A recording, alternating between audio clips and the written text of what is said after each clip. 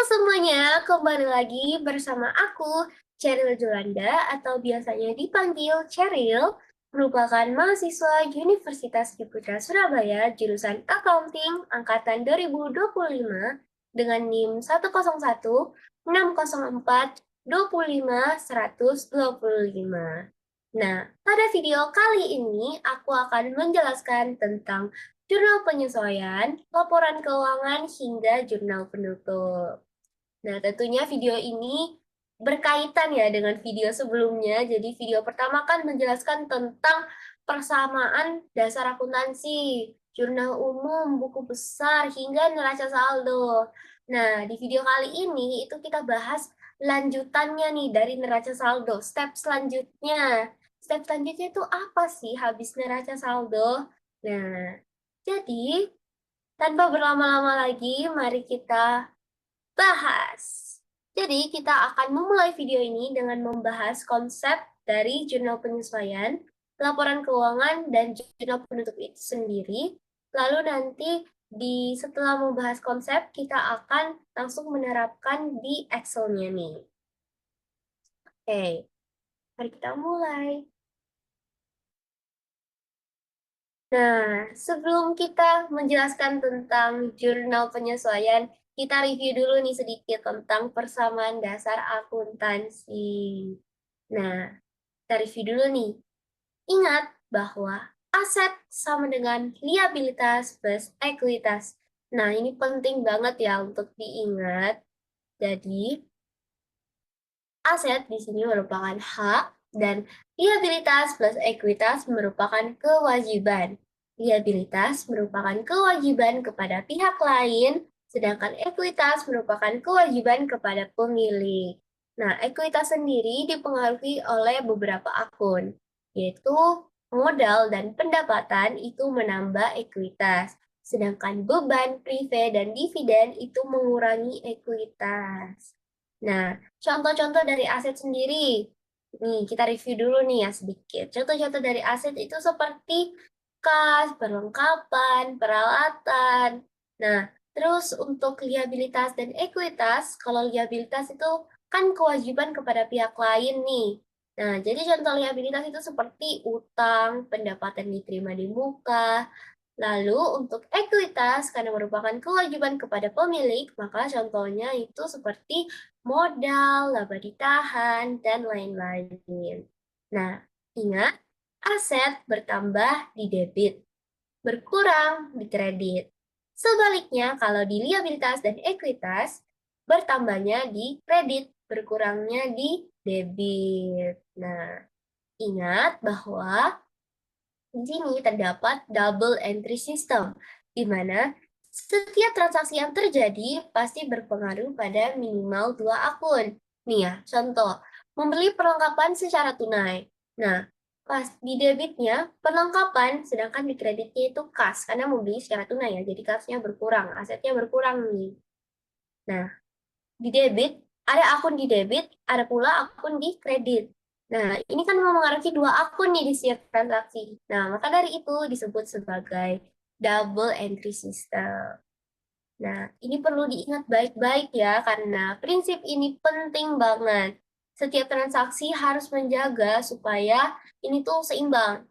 Aset, pokoknya aset sama dengan liabilitas plus ekuitas gitu.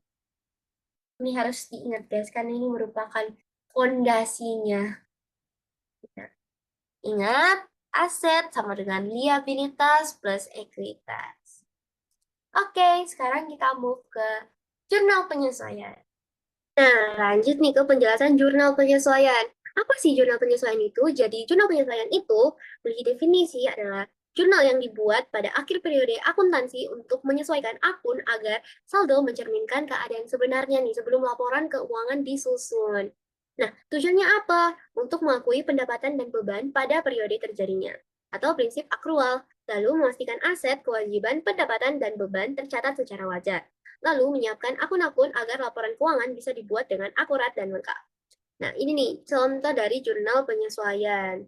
Nah, di sini kita bisa lihat nih, tabelnya sama ya sama jurnal umum. Nah, in fact, memang untuk tabelnya itu sama ya dengan jurnal umum. Tapi di sini bedanya itu ada penambahan akun-akun baru. Nah, jadi jurnal penyesuaian ini ibaratnya dibuat seperti ngecek ulang nih catatan keuangan kita di akhir bulan. Apakah ada nih transaksi yang udah terjadi tapi belum dicatat atau malah udah dicatat tapi belum terjadi nih manfaatnya. Nah, lanjut. Nah, untuk jurnal penyesuaian sendiri itu terbagi menjadi dua nih. Nah, terbagi menjadi dua di sini ada deferrals penangguhan dan accruals terkumpul. Nah, jenis jurnal penyesuaian yang pertama yaitu deferrals atau penangguhan itu memiliki definisi di mana transaksi sudah dicatat atau dibayar tapi belum terjadi di manfaat atau kewajibannya. Contohnya apa? Nah, contohnya itu kayak prepaid expenses ini, beban dibayar di muka, dibayar di awal, digunakan kemudian. Penyesuaiannya saat manfaatnya sudah digunakan. Contohnya nih, sewa dibayar di muka dengan asuransi dibayar di muka. Contohnya, contoh kasusnya tuh seperti, misal nih, kita membayar asuransi untuk 3 bulan. Nah, itu sebesar 3 juta. 3 juta untuk 3 bulan.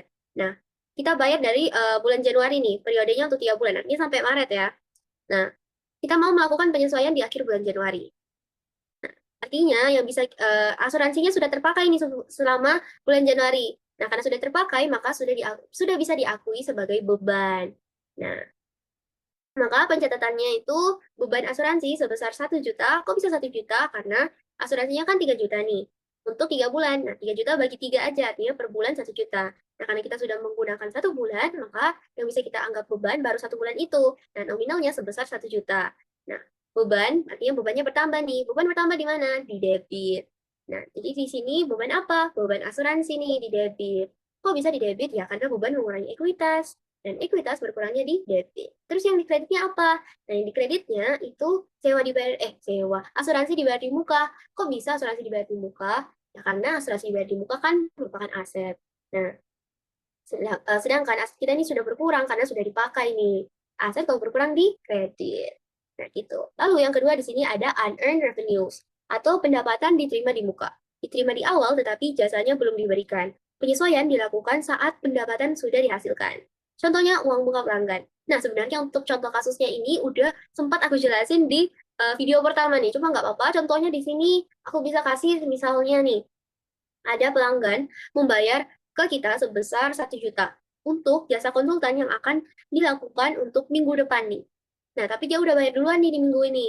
Nah, di situ pencatatannya, karena kita sudah menerima duluan nih uang bukanya, tentunya kas kita bertambah dong. Nah, jadi untuk pencatatannya di jurnal umum, yang di debit ya tentunya kas, karena kas kita bertambah, kita menerima pembayaran nih. Terus yang di kreditnya apa? Langsung pendapatan. Enggak dong. Jadi di sini kita masih mengakui sebagai liabilitas, karena kita masih memiliki kewajiban kepada klien yang tadi di minggu depan untuk diselesaikan nih pekerjaannya. Jadi di sini kita masih menerima uang muka, kita belum bisa mengakui dia sebagai pendapatan karena kita belum kerjakan. Lalu setelah kita skip nih timelinenya, kita pindah ke minggu depan. Oh, udah minggu depan nih kita udah kerjakan, udah muncul nih berita acara serah terima pekerjaannya. Nah, kita sudah mengerjakan. Nah, di situ baru kita bisa akui sebagai pendapatan. Nah, tentunya kalau pendapatan bertambah di kredit, karena pendapatan menambah ekuitas dan ekuitas menambah di kredit. Terus yang di debitnya apa? Nah, yang di debitnya itu pendapatan diterima di muka. Nah, pendapatan diterima di muka tadi yang di kredit itu pindah ke debit. Kok bisa pindah? Nah, karena kewajiban kita kepada pihak lain itu sudah berkurang. Nah, sudah selesai. Nah, sudah selesai artinya sudah berkurang. Nah, liabilitas kalau berkurang, berkurangnya di debit. Gitu. Nah, lalu lanjut ke jenis penyesuaian yang kedua. Di sini ada namanya accruals atau terkumpul. Di sini transaksi sudah terjadi tetapi belum dicatat atau dibayar atau diterima. Nah, contohnya di sini ada accrued revenues atau pendapatan yang masih harus diterima. Di sini pendapatannya sudah diperoleh tetapi belum diterima nih kasnya. Contohnya jasa sudah diberikan tetapi tagihan belum dikirim. Nah, ini kebalikannya nih sama yang tadi, yang unearned revenues. Tadi kita sudah menerima uang tapi kita belum mengerjakan. Di sini kita sudah mengerjakan tapi belum menerima uang. Nah, gimana pencatatannya? Di sini karena kita sudah mengerjakan, kita sudah bisa mengakui sebagai pendapatan. Jadi tentunya di kreditnya adalah pendapatan. Tetapi apa dong yang di debitnya kalau di sini pendapatan? Langsung kas atau bank. Enggak dong. Di sininya kita masih anggap sebagai piutang. Kenapa begitu? Nah, karena kita belum menerima pembayaran nih, jadi tentunya kas kita nggak bertambah, saldo bank kita juga nggak bertambah. Tetapi ini masih menjadi hak kita nih, yang masih harus kita terima. Nah, nanti kliennya kan akan bayar ke kita. Nah, itu menjadi hak kita yang masih harus kita terima. Makanya di situ kita anggap sebagai aset. Nah, aset bertambahnya di debit.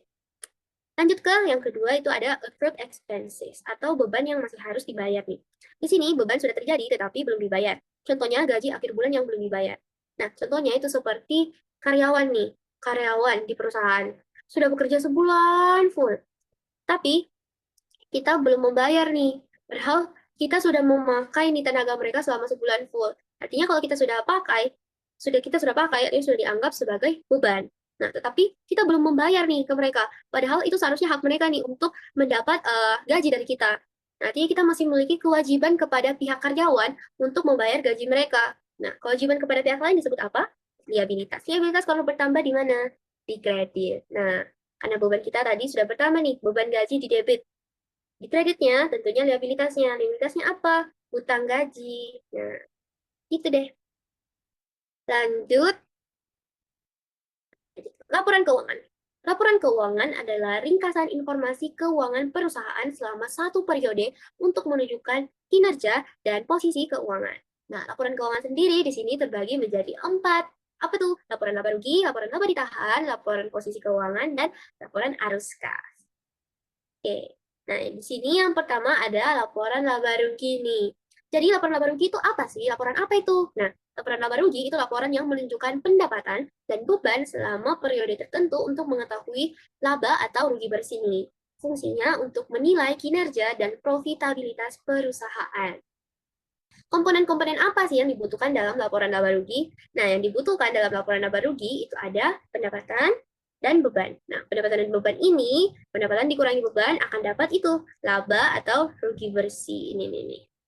Kita bisa lihat nih contohnya di sini. Pendapatan nih, total pendapatannya, terus ada total expense, total bebannya.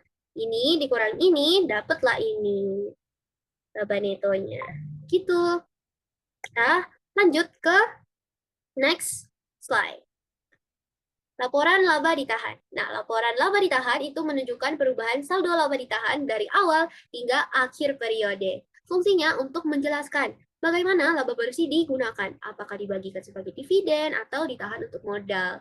Nah, rumusnya di sini itu saldo laba ditahan awal, terus plus minus laba atau rugi bersih, terus dikurangi dividen atau prive kalau ada.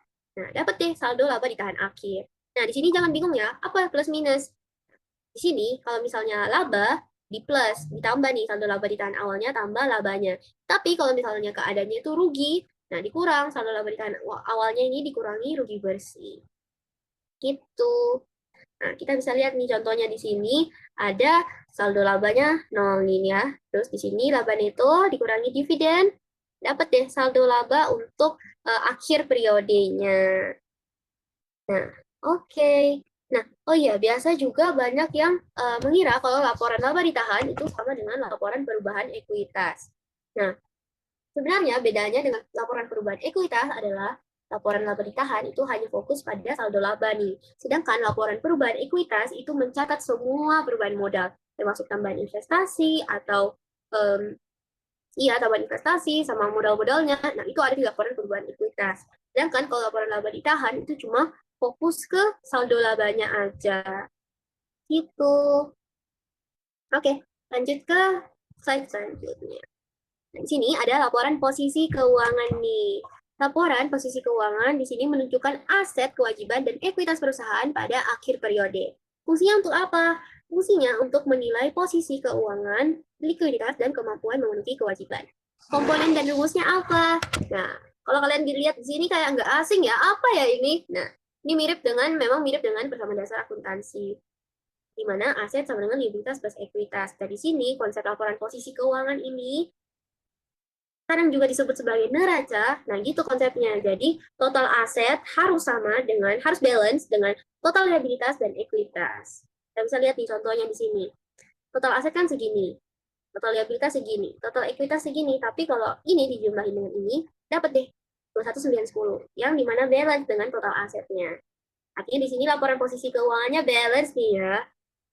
Gitu. Oke, lanjut. Di sini ada laporan arus kas nih. Laporan arus kas itu menunjukkan arus masuk dan keluar kas selama satu periode. Fungsinya untuk menilai kemampuan perusahaan menghasilkan dan menggunakan kas. Nah, di sini dibagi menjadi 3 kegiatan utama nih. Ada kegiatan operasional, di mana kegiatan utama itu seperti menerima kas dari pelanggan, terus membayar gaji, dan beban-beban lainnya.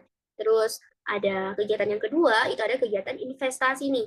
Kegiatan investasi itu seperti membeli atau menjual nih aset jangka panjang, misalnya peralatan atau kendaraan. Nah, nah kayak gini investasi juga gitu. Terus yang ketiga ada kegiatan pendanaan. Di sini berkaitan dengan modal dan utang seperti pinjaman utang dan pinjaman bank atau pembayaran dividen. Nih, sama penerbitan saham juga. Oke, sini kita bisa lihat nih contoh dari laporan arus kasnya nih. Nah, di sini dipisah-pisah nih per section. Kegiatan operasional berapa totalnya, terus investasi berapa, terus pendanaan berapa. Nah, di sini kok bisa 9.500, kok ini nggak ditambahin? Nah, karena dividen itu sifatnya kan mengurangi ekuitas ya. Nah, dividen juga ini kalau kita membayar dividen, artinya kas kita berkurang dong. Sini makanya dikurangin nih.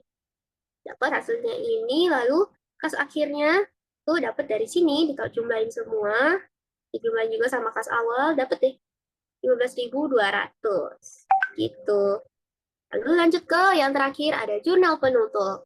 Nah, jurnal penutup itu jurnal yang dibuat di akhir periode untuk menutup akun nominal pendapatan, beban, dan dividen agar saldonya nol di periode berikutnya. Fungsinya untuk memindahkan laba atau rugi bersih nih ke akun laba ditahan, terus menyiapkan akun-akun untuk periode akuntansi baru. Langkah umumnya di sini menutup akun pendapatan dan beban ke ikhtisar laba rugi, lalu tutup saldo ikhtisar laba rugi ke laba ditahan. Terus tutup akun dividen atau prepaid kalau ada ke laba ditahan. Nah, kita bisa lihat nih di sini. Pendapatan kan biasanya di kredit ya, tapi di sini dipindahin ke debit nih untuk ditutup. Nah, yang dikreditnya apa? Yang dikreditnya ikhtisar laba rugi. Sama juga halnya dengan beban yang biasanya di debit tapi pindah ke kredit. Gitu. Nah, di sini ikhtisar laba ruginya, tutup saldo ikhtisar laba rugi ke laba ditahan nih. Ini kondisinya kalau lagi laba. Laba ditahannya itu di kredit. Tapi kalau kondisinya rugi, laba ditahannya di debit. Begitu. Nah, di sini kan juga ada dividen nih. Ada dividen. Nah, kalau ada prepay juga dilakukan seperti begini. Gitu. Nah, kita lihat nih di siklus akuntansinya. Kita sudah sampai mana ya? Kita sudah sampai jurnal penutup nih. Nah, di sini kertas kerjanya kok nggak dilingkari sih? Sebenarnya bisa-bisa aja nih dilingkari. Soalnya, kan kertas kerja itu isinya ada neraca saldo, terus jurnal penyesuaian, neraca saldo setelah penyesuaian, laporan laba rugi, sama laporan posisi keuangan, atau kayak neraca. Nah, jadi di sini kita bukan skip nih kertas kerjanya, melainkan kita pecah nih ke satu-satu bagian. Nah, lihat aja di praktik Excel-nya. Di situ aku bagi nih. Jadi aku tetap jelasin jurnal penyesuaian, juga ada kok neraca saldo setelah penyesuaian, bahkan ada buku besar setelah penyesuaian. Jadi kertas kerjanya ini bukan di skip, tapi lebih ke dipecah aja isinya supaya penjelasannya juga lebih detail nih. Itu. Jadi tanpa berlama-lama lagi, ayo kita masuk ke praktik Excel-nya. Nah, kita langsung masuk nih ke praktik Excel-nya. Nah, sekarang di sini kita bisa lihat nih, ada COA, ada jurnal umum yang di video pertama kita buat, terus ada buku besar, terus ada juga neraca saldo nih. Nah, oke, kita review dulu nih dari COA-nya. Nah, kalau kalian lihat di sini, COA-nya nih sepertinya ada yang baru ya. Ya, benar sekali. Jadi, seperti yang aku udah bilang, kalau di jurnal penyesuaian dan jurnal penutup memang ada penambahan akun-akun baru, seperti ini, akumulasi penyusutan peralatan. Terus ada juga ikhtisar laba rugi nih untuk yang jurnal penutup. Nah, ini ada beban penyusutan peralatan juga. Nah, ini udah aku tambahin. Nah, untuk review sedikit nih, cara menggabungkan dua tabel ini gimana sih? Nah, caranya misalnya gini ya, kas 101. Gimana nih cara gabunginnya supaya bisa jadi COA yang langsung tergabung di dalam satu kolom? Nah, caranya kita bisa pakai rumus concatenate. Sama dengan concatenate atau concatenate, buka kurung, terus klik teks pertama yang mau ditampilkan dulu di dalam kolomnya, ini kodenya, terus pakai tanda penghubung. Nah, ini dicek ya tanda penghubungnya. Soalnya ada device juga yang pakai koma. Kalau deviceku di sini pakai titik koma. Nah, titik koma. Terus karena aku mau ada spasi nih, kayak gini ada spasi, jadi nggak tempel nih dua isi kolomnya. Jadi pakai tanda petik, spasi, tanda petik, terus tanda hubung lagi nih, titik koma, lalu klik kolom yang satunya, kolom kedua yang mau digabungkan. Oke deh, tutup kurung, enter. Nah, udah tergabung nih kan? Gimana nih Kak kalau mau nambah lagi? Oh boleh langsung aja nambah. Misalnya nih, piutang 102.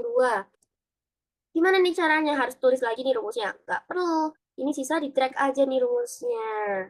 Nah, langsung ada nih. Oke. Oke, udah ya review rumus concatenate-nya. Jadi jangan sampai lupa nih rumus concatenate karena penting banget nih untuk bikin COA dan data validation-nya. Oke, sekarang kita move ke jurnalnya. Nah, kita masuk nih ke jurnalnya. Nah, ini ada jurnal umum sebelumnya nih yang kita udah buat. Oke, sekarang kita lihat ke bukti pertama nih yang perlu kita input ke jurnal. Nah, wow, di sini ada kwitansi dari PT Hulkenberg Aesthetic and Spanning. Dia membayar 7 juta rupiah untuk uang muka untuk pesanan 20 paket perawatan rambut untuk beauty event tanggal 30 September 2025. Pembayaran dilakukan melalui transfer ke rekening Bank Real. Bukti transfer telah dilampirkan. Makassar 28 September 2025. Diterima oleh Chef Salon Gemas dan sudah ditandatangani. 1 juta. Coba kita cek apa benar nih bukti transfernya udah ada, udah dibayar. Oh iya, udah benar nih. Dari PT Hulkenberg udah membayar ke CV Salon Gemas sebesar 7 juta untuk 20 paket perawatan di beauty event tanggal 30 September 2025. Oke, ini udah valid karena udah ditandatangani. Nah, oke. Ini tanggal 28 September, sedangkan di sini sudah sampai 30 September. Oh, ini mungkin dari pihak kasir cek kesalahan Gemas baru menginformasikan nih ke pihak akuntannya. Jadi, kita catat aja sekarang apa. Oke, sekarang, karena ini di tanggal 28, jadi kita tambah tabel dulu nih. Tambah baris setelah tanggal 26 ini. Gimana caranya? Kita bisa pakai cara manual, juga bisa pakai shortcut. Cara manual ya seperti biasa, di insert, terus tekan table. Nah, tapi kita pakai shortcut aja nih. Gimana caranya? Nah, blok dulu tabelnya, terus tekan Ctrl Shift plus plus. Ctrl Shift plus plus. Nah, muncul nih, tekan yang Shift Cell Down. Jadi nanti barisnya ini nurun langsung muncul dua tabel baru. Oke, udah. Nah, muncul deh. Ya, sekarang kita bisa input nih ya. Kita tulis dulu nih tanggalnya, 28 September 2025. Oke, 28 September 2025. Oke, pastikan ini tanggalnya selalu diisi di dua baris ini ya. Nggak boleh dikosongin. Kenapa? Karena kalau dikosongin, seperti yang aku udah contohin di video pertama, itu kalau dikosongin salah satunya ini, nanti di pivot table-nya tuh tulisannya bakal blank. Jadi bakal nggak full, nggak lengkap gitu buku besarnya. Jadi, usahain untuk selalu diisi nih kolom tanggalnya di kedua baris transaksi. Oke, kita masuk ke pencatatan. Nah, di debit yang masuk apa nih, Kak? Nah, kita lihat di sini, PT Hulkenberg kan ini udah membayar nih uang muka ke kita untuk pesanannya tanggal 30 September. Nah, pembayarannya melalui transfer bank nih. Banknya CV Salam Gemas, Bank RJL nih. Nah, oke. Nah, artinya kalau PT Hulkenberg sudah membayar nih ke pihak Salam Gemas ke kita, artinya apa dong yang bertambah di kita? Nah, yang bertambah di kita itu aset kita, yaitu saldo bank kita kan bertambah. Nah, saldo bank kan merupakan aset. Nah, aset bertambah di mana? Di debit, benar banget. Jadi, di sini kita input dulu nih saldo bank. Nah, kok bukan kasih, Kak? Nah, karena di sini dia transfer pakai bank, bukan dibayar secara tunai nih. Nah, gitu. Kalau dibayar secara tunai, secara cash, itu baru kita input di sini kas. Tapi karena di sini mereka membayar melalui transfer ke rekening bank, makanya di sini yang bertambah adalah bank. Akun bank kan merupakan aset, jadi aset bertambahnya di debit. Terus yang dikreditnya apa dong, Kak? Yang dikreditnya langsung pendapatan nih. Soalnya kan kita menerima uang, jadi dapat pendapatan. Enggak dong, tidak langsung. Karena di sini kita belum melakukan pekerjaannya. Kalau kita belum melakukan pekerjaannya, belum bisa nih diakui sebagai pendapatan atau di sini istilahnya pendapatan jasa ya, belum boleh diakui sebagai pendapatan karena kita belum melakukan nih pekerjaannya. Nah, terus kalau bukan pendapatan apa dong akunnya? Nah, di sini yang bertambah itu akun liabilitas. Yang bertambah itu kewajiban kita kepada pihak lain. Kewajiban apa? Kewajiban kita kepada PT Hulkenberg kan belum selesai nih. Justru kewajiban kita masih di PT Hulkenberg ini bertambah. Karena di tanggal 30 September kita masih harus menyelesaikan kewajiban itu. Nah, maka dari itu liabilitas kita bertambah nih. Liabilitas bertambah di kredit. Nah, akun yang kita gunakan di sini, akun liabilitasnya itu pendapatan diterima di muka. Jadi nggak boleh langsung diakui sebagai pendapatan jasa ya. Diakui sebagai pendapatan diterima di muka dulu nih, diakui sebagai liabilitas. Karena kita belum menyelesaikan nih pekerjaannya, jadi belum boleh diakui sebagai pendapatan. Bolehnya diakui sebagai pendapatan diterima di muka dulu, yang merupakan liabilitas. Yang dimana liabilitas kalau bertambah di kredit. Oke, kita input deh nominalnya. 7 juta. Langsung aja nominalnya. Oke, masuk ke keterangan. Menerima pembayaran uang muka dari PT Hulkenberg melalui transfer bank untuk event tanggal 30 September 2025. Oke. Nah, terus keterangan yang kedua, kita bisa tulis pencatatan. Nah, di sini uang muka untuk jasa yang belum dikerjakan kepada PT Hulkenberg. Oke. Nah, ini tolong ya, kita tarik dulu nih rumusnya biar track. Nah, oke, udah. Sekarang kita masuk ke selanjutnya, transaksi selanjutnya. Ada apakah di sini? Oh, di sini ada laporan pemakaian perlengkapan nih. Di sini sampo stok awalnya 1 liter, hairspray 1 liter, hair oil 1 liter. Oh, stok akhirnya nol semua. Oh, dia ini dipakai habis. Ada yang salonnya laris nih, salon gemas. Nah, nilai terpakainya langsung dipakai habis nih. Oke, 230.000. Coba kita cek dulu nih di buku besar. Apa benar nih kita pernah beli perlengkapan? Sebesar berapa ya? Oh, benar kita pakai habis. Kita cek. Nah, ini perlengkapan. Nah, benar 230.000. Oh iya, artinya kita memakai habis nih perlengkapannya. Nah, karena perlengkapannya nih udah dipakai habis, artinya bisa diakui sebagai apa dong? Kalau udah dipakai nih, bisa diakui sebagai apa dong? Nah, ini bisa diakui sebagai beban nih. Karena ini kan perlengkapannya udah dipakai. Nah, dari itu udah bisa diakui sebagai beban. Kita tulis dulu nih tanggalnya di sini. 30 September 2025. Udah masuk nih ke jurnal penyesuaian. Karena tanggalnya akan sama terus nih sampai ke bawah. Kita copy aja. Oke deh. Oke. Nah, ya. Tadi, karena kita sudah memakai semuanya, jadi kita bisa akui sebagai beban. Beban bertambah di mana? Nah, betul. Beban bertambah di debit. Nah, karena beban mengurangi ekuitas nih. Sedangkan ekuitas itu berkurangnya di debit. Nah, beban apa nih Kak namanya kalau perlengkapannya habis? Nah, langsung aja beban perlengkapan. Kita cari dulu nih di sini beban perlengkapan. Nah, di sini ada nih beban perlengkapannya. Terus yang dikreditnya apa dong, Kak? Nah, yang dikreditnya itu perlengkapan. Kok bisa sih yang di kreditnya itu perlengkapan? Ya karena perlengkapan kita kan udah habis nih digunakan. Aset kita udah habis digunakan. Aset kita tentunya berkurang dong. Nah, aset kalau berkurang di kredit. Nah, asetnya kan di sini konteksnya lagi bahas perlengkapan. Nah, jadi kalau perlengkapannya yang berkurang, artinya perlengkapannya berkurang di kredit. Ada di situ kita catatnya di sini perlengkapan. Oke, kita langsung aja nih catat nominalnya. 230.000. Oke, keterangannya. Untuk keterangannya itu kita bisa tulis aja nih di sini. Untuk keterangannya kita bisa menulis perlengkapan salon yang telah terpakai selama periode September 2025. Oke, ini kita copy aja nih. Copy, paste. Oke. Copy-nya tadi bisa pakai Ctrl C dengan Ctrl V ya. Ini kita drag lagi nih, karena belum muncul. Oke, ini kita bisa drag lagi nih. Nah, yang muncul kan akunnya? Itu pakai rumus if. Nah, oke, yang sudah saya jelaskan di video pertama nih tadi untuk rumus if-nya.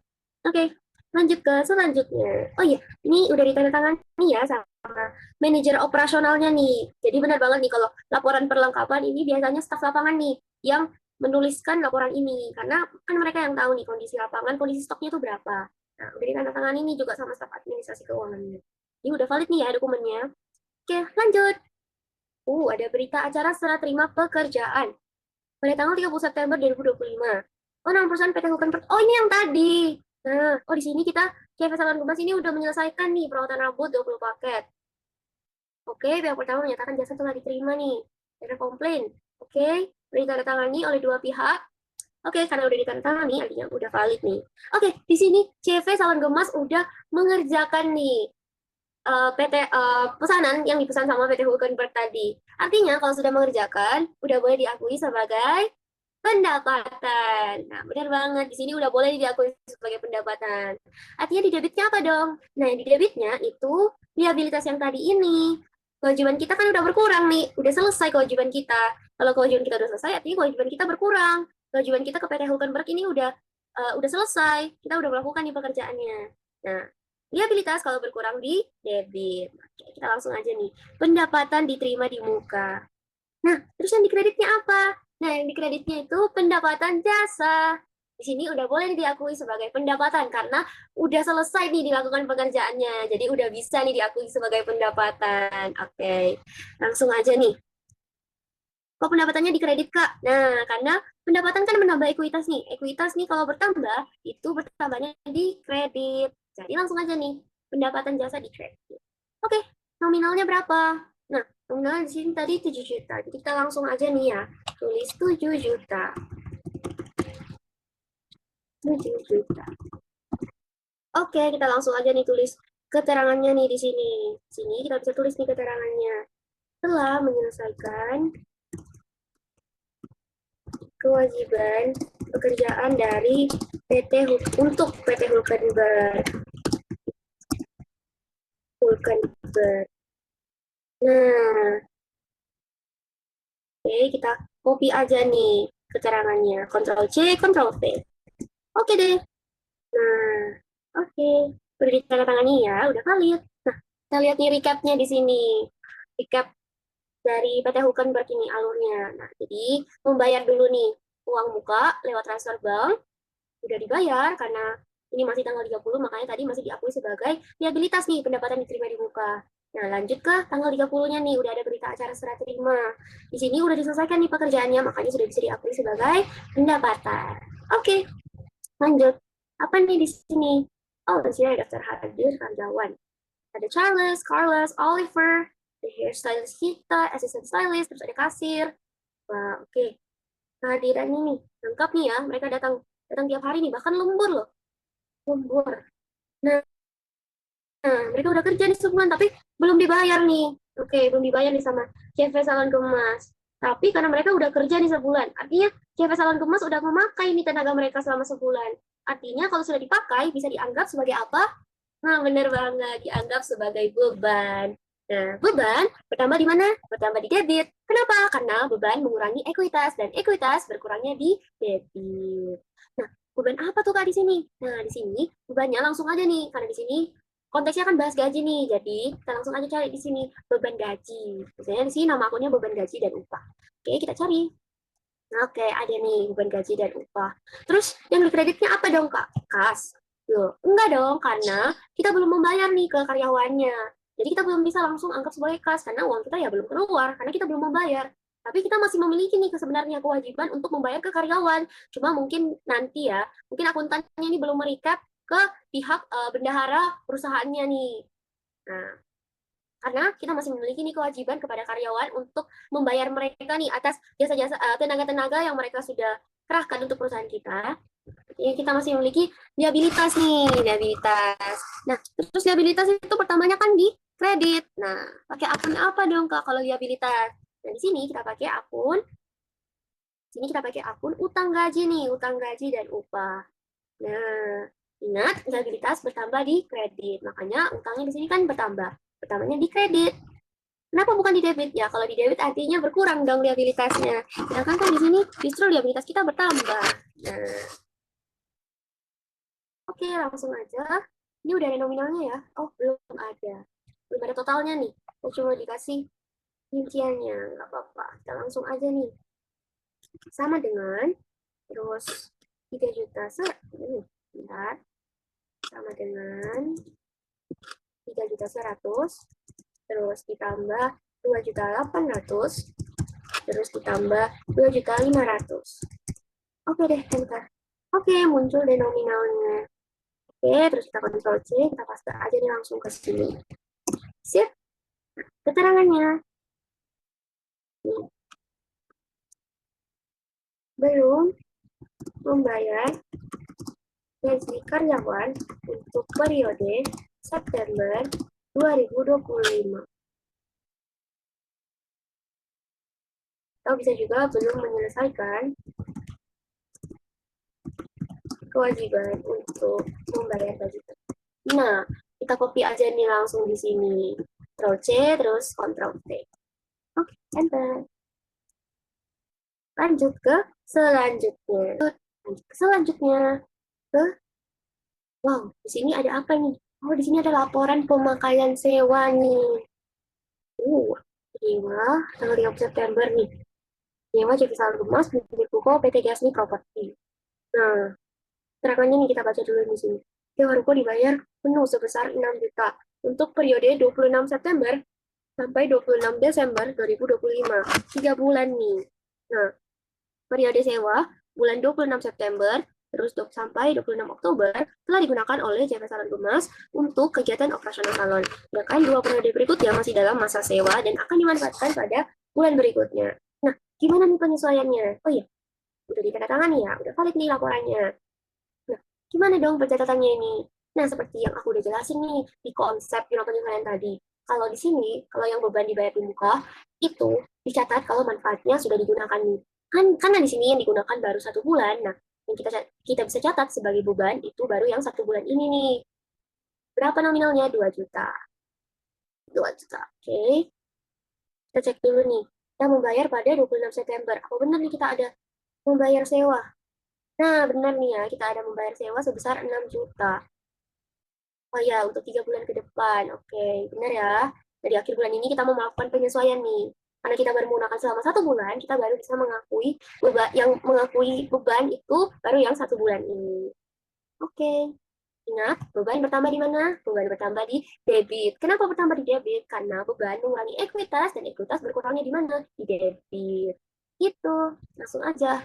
Terus beban apa dong Kak di sini? Nah, sesuai konteks. Di sini kan sewa. Dan cari aja nih beban sewa. Ada kok aku beban sewa. Nah, terus yang dikreditnya apa dong Kak? Kalau yang di debitnya itu beban sewa. Nah, yang dikreditnya itu sewa dibayar di muka aset. Nah, kok bisa aset yang berkurang? Nah, karena kan awalnya kita membayar sewa di sini sewa dibayar di muka kita kan menambah nih 6 juta. Aset kita nih masih ada 6 juta nih untuk digunakan 3 bulan nih. 2 juta, 2 juta, 2 juta. Nah, pada akhir bulan ini kita mau melakukan jurnal penyesuaian nih. Kita baru menggunakan selama 1 bulan. Nah, artinya aset kita berkurang dong untuk 1 bulan ini. Nah, di sini masih ada nih aset kita. 2 bulan ini masih menjadi aset kita karena kita menggunakan. Sedangkan 1 bulan ini sudah tidak lagi menjadi aset karena sudah dijadikan sebagai beban. Berkurang, sama kok halnya ini dengan beban perlengkapan tadi. Itu. Jadi 2 bulan ini masih menjadi aset, sedangkan yang 1 bulan ini sudah nggak lagi menjadi aset karena sudah dipakai, sudah diakui sebagai beban. Nah, aset berkurangnya di kredit. Maka dari itu di sini yang berkurang langsung sewa dibayar di muka. Akunnya sewa dibayar di muka. Karena bahasnya kan tentang sewa nih. Masa di sini bukan sewa terus di kredit? Kan nggak mungkin. Jadi yang di sini kita menggunakan akun sewa dibayar di muka. Karena ya aset kita yang sewa dibayar di muka udah berkurang nih selama 1 bulan. Periode 1 bulan itu udah berkurang. Jadi masih ada 2 bulan nih aset kita. Oke, nominalnya berapa? 2 juta. Langsung aja 2 juta. Oke, oke. Keterangannya di sini memakai sewa. Oh, mengakui penggunaan sewa ruko bulan September yang telah dibayar untuk 3 bulan. Nah, langsung aja nih, copy, Ctrl C, Ctrl V, enter. Oke, lanjut ke selanjutnya nih. Nah, ini udah ditandatangani juga nih ya sama staf administrasi keuangan, sudah disetujui juga sama supervisor keuangannya nih. Baik measure dengan yang maksud itu ya, valid dong laporannya. Nah, ini nih alurnya yang tadi. Nah, pada 26 September ada kuitasi pembayaran nih.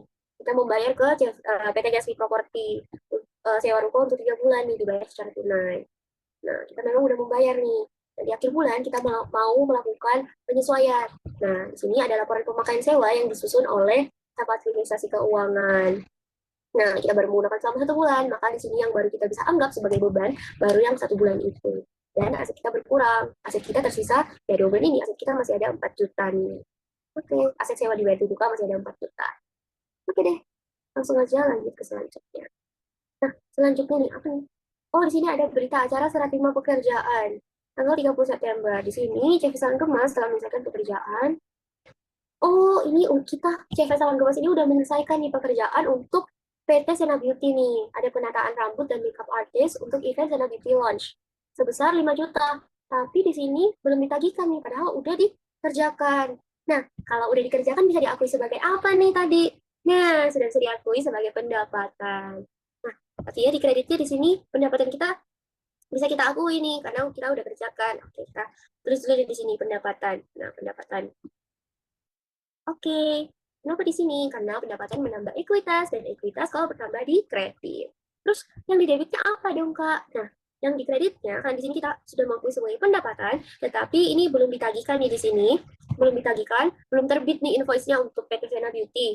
Jadi kita belum menagih nih. Tapi kita kan seharusnya memang memiliki kewajiban untuk memiliki hak untuk dibayar sama PT Sena Beauty. Cuma karena belum dibayar aja, nah maka dari itu di sini kita anggap sebagai piutang. Nah, piutang itu merupakan aset, dan aset itu bertambahnya di debit. Nah, kenapa piutang, Kak? Kenapa bukan kas? Nah, karena ini kita belum dibayar. Kita belum dibayar, kita masih, ini merupakan pendapatan yang masih harus kita terima nih, tapi kita belum terima. Nah, karena kita belum terima, kita anggap dulu nih sebagai piutang. Kita anggap dulu sebagai aset. Kenapa bisa dianggap sebagai aset? Karena kita memiliki hak untuk mendapatkan pendapatan yang belum kita terima itu. Nah, bukan kas karena yang kita belum dibayar. Kalau udah dibayar ya langsung kas, cuma ini kan belum dibayar, jadi dianggap sebagai piutang dulu. Aset bertambah di debit, jadi langsung aja nih piutang. Oke, berapa nominalnya? Oke, 5 juta. Langsung aja 5 juta. Kelebihan nol. Oke,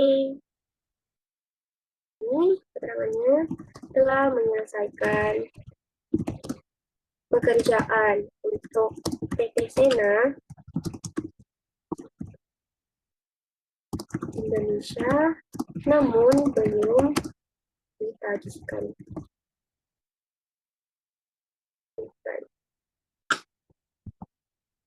Oke, langsung aja Ctrl C, Ctrl V. Oke, lanjut ke selanjutnya. Ini udah ditandatangani nih ya. Ya udah valid dari PT Sena Beauty sendiri udah tahu nih kalau pekerjaannya tuh udah selesai, cuma emang belum dibayar aja. Oke, lanjut. Oke, di sini ada daftar penyusutan peralatan. Nah, daftar penyusutan peralatan. Di sini ada peralatan nih, hair dryer, hair clipper. Kita awalnya beli sebesar 10 juta dan 8 juta. Namun, karena kita sudah gunakan, nilai barang itu menyusut sebesar berapa? Sebesar 5%. Nah, itu udah ada di 5%.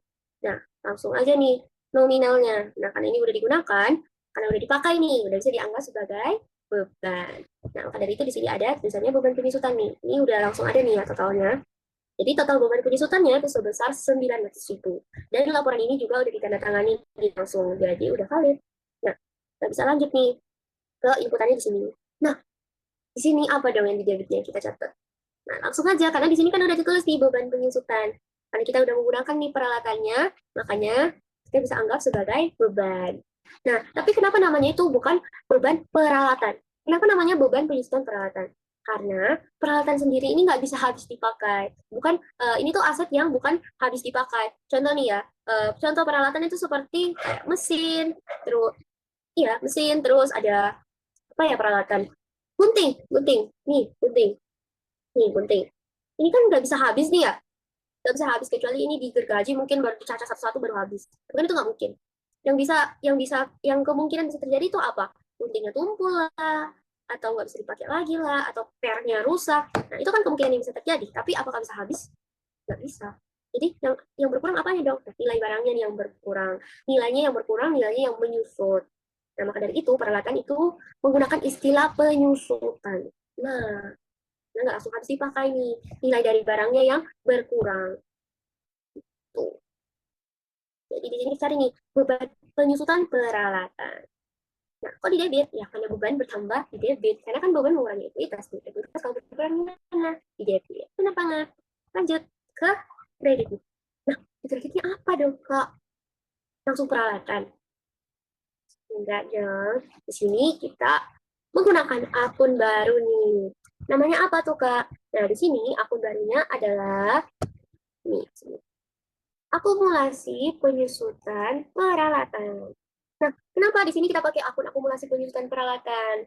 Nah, kita menggunakan ini supaya harga perolehan asli nih bisa tetap terlihat nih di laporan keuangan, bisa tetap tertrace.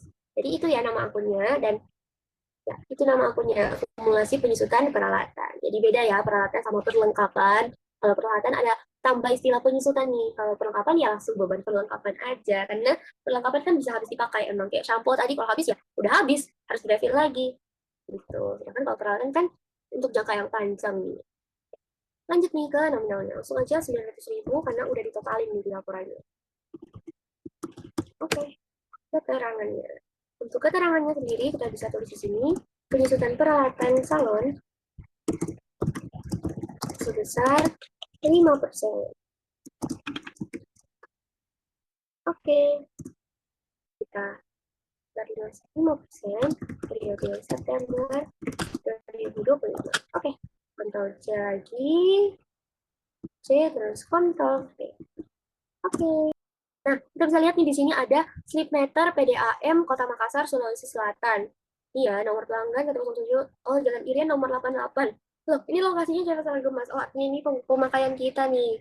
Pemakaian air dari Jasa Salon Gemas. Periode September 2025, tanggal pencatatannya 30 September 2025. Nah, ini total pemakaian kita nih, total pemakaian air kita. Oh, sejumlah ini. Nah, total pembayarannya 600.000. Nah, kita lihat dulu nih di sini. Oh, ini bukan invoice ya. Ini masih slip meter.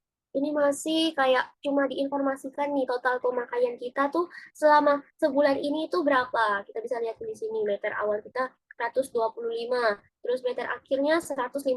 Artinya pemakaian kita itu sebesar 30 M3 nih, 30 meter kubik volumenya, volume penggunaan kita. Nah, di sini kan masih slip meter nih, artinya kita belum menerima nih tagihan dari PDAM. Namun meskipun tagihannya ini belum keluar, tapi karena Jasa Salon Gemas sudah menggunakan air ini selama sebulan September itu, makanya karena sudah dipakai bisa diakui sebagai apa? Benar, sebagai beban. Nah, sebagai beban. Beban apa namanya, Kak? Nah, di sini kita langsung aja akuin sebagai beban air. Di sini. Beban air. Kok di sini di debit, Kak, beban airnya? Ya karena beban kita kan bertambah. Karena kita sudah menggunakan airnya selama bulan September nih. Kita sudah menggunakan airnya selama bulan September, artinya sudah bisa diakui sebagai beban. Dan beban kalau bertambah itu di debit. Karena beban mengurangi ekuitas, di mana ekuitas kalau berkurangnya itu di debit. Benar banget. Terus, yang di kreditnya itu apa dong, Kak? Nah, yang di kreditnya di sini, karena kita belum menerima tagihan, belum menerima invoice dari PDAM, tapi karena kita sudah memakai selama sebulan penuh dan kita pasti bakal bayar nih ya kalau PDAM sudah terbitkan tagihan, bisa jadi PDAM-nya tuh datang di mungkin awal Oktober lah atau apa untuk menagih penggunaan bulan September ini. Tapi kan kita masih memiliki nih kewajiban untuk membayar pemakaian kita, pemakaian air kita. Nah, karena kita masih memiliki kewajiban untuk membayar pemakaian kita ini, artinya kewajiban kita kepada pihak lain bertambah dong. Kewajiban kepada pihak lain itu apa? Nah, liabilitas. Liabilitas kita bertambah. Liabilitas bertambah di mana? Di kredit. Nah, terus pakai akun apa dong, Kak? Nah, di sini kita pakai akun utang usaha aja. Karena ya kita masih memiliki kewajiban nih ya kepada PDAM untuk membayar pemakaian air kita nih. Cuma karena kita belum ditagih, jadi kita belum langsung bisa ditulis di sini kas, belum bisa karena kita belum membayar dan belum ditagih juga. Gitu. Oke, langsung aja input nominalnya di sini ada ditulis di slip letternya 600.000. Oke deh, langsung untuk keterangannya itu kita bisa tulis di sini penggunaan air selama bulan September, namun belum ada penagihan dari PDAM. Oke, copy aja, Ctrl C, Ctrl V. Oke deh. Nah, kita bisa cek nih di sini. Apakah ada lagi transaksinya? Oh, udah nggak ada ya. Ini udah last slide. Oke, kita bisa lihat nih di sini. Kita tentuin dulu nih ya. Kita pisahin dulu bagian jurnal penyesuaian biar nggak bingung nih. Oke, kita langsung aja pakai shortcut Alt HH.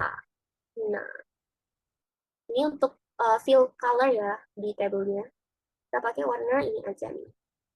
Oh, ini agak mencong-mencong ya tabelnya. Oke, kita bisa pakai shortcut. Kita nggak perlu drag satu-satu nih kayak gini. Kayak mau ditarik satu-satu kayak gini. Nggak perlu. Kita bisa pakai shortcut Alt HOI. Nah, ini kita kontrol A aja nih ya, supaya ke adjust semua. Alt HOI. Nah, langsung nih ya, ke adjust. Langsung udah sesuai nih. Udah nggak mencong-mencong lagi tabelnya. Oke, karena di sini beberapa belum ada yang ada simbol rupiahnya. Kita langsung aja tambahin rupiahnya nih, biar rapi. Oke deh. Langsung aja kita coba totalin dulu nih. Kita mau tahu balance nggak ya nih, jurnal penyesuaiannya. Oke, kita merge dulu nih, Alt HNC. Total. Oke. Sama dengan sum.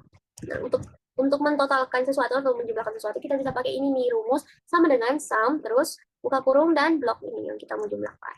Tutup kurung deh. Oke, muncul hasilnya. Untuk move ke tabel selanjutnya, kita bisa tarik aja nih. Langsung kepindah kok. Wow, balance. Nih ya, langsung di sini ke adjust tabelnya. Balance nih. Yay. Udah balance jurnal penyesuaiannya. Oke, karena udah balance, kita bisa lanjut ke tahap selanjutnya. Tahap selanjutnya apa? Tahap selanjutnya ya, buku besar dan neraca saldo setelah penyesuaian. Nah, karena kita sudah selesai nih sama jurnal penyesuaiannya, kita sudah bisa lanjut ke buku besar dan neraca saldo setelah penyesuaian supaya komplit nih.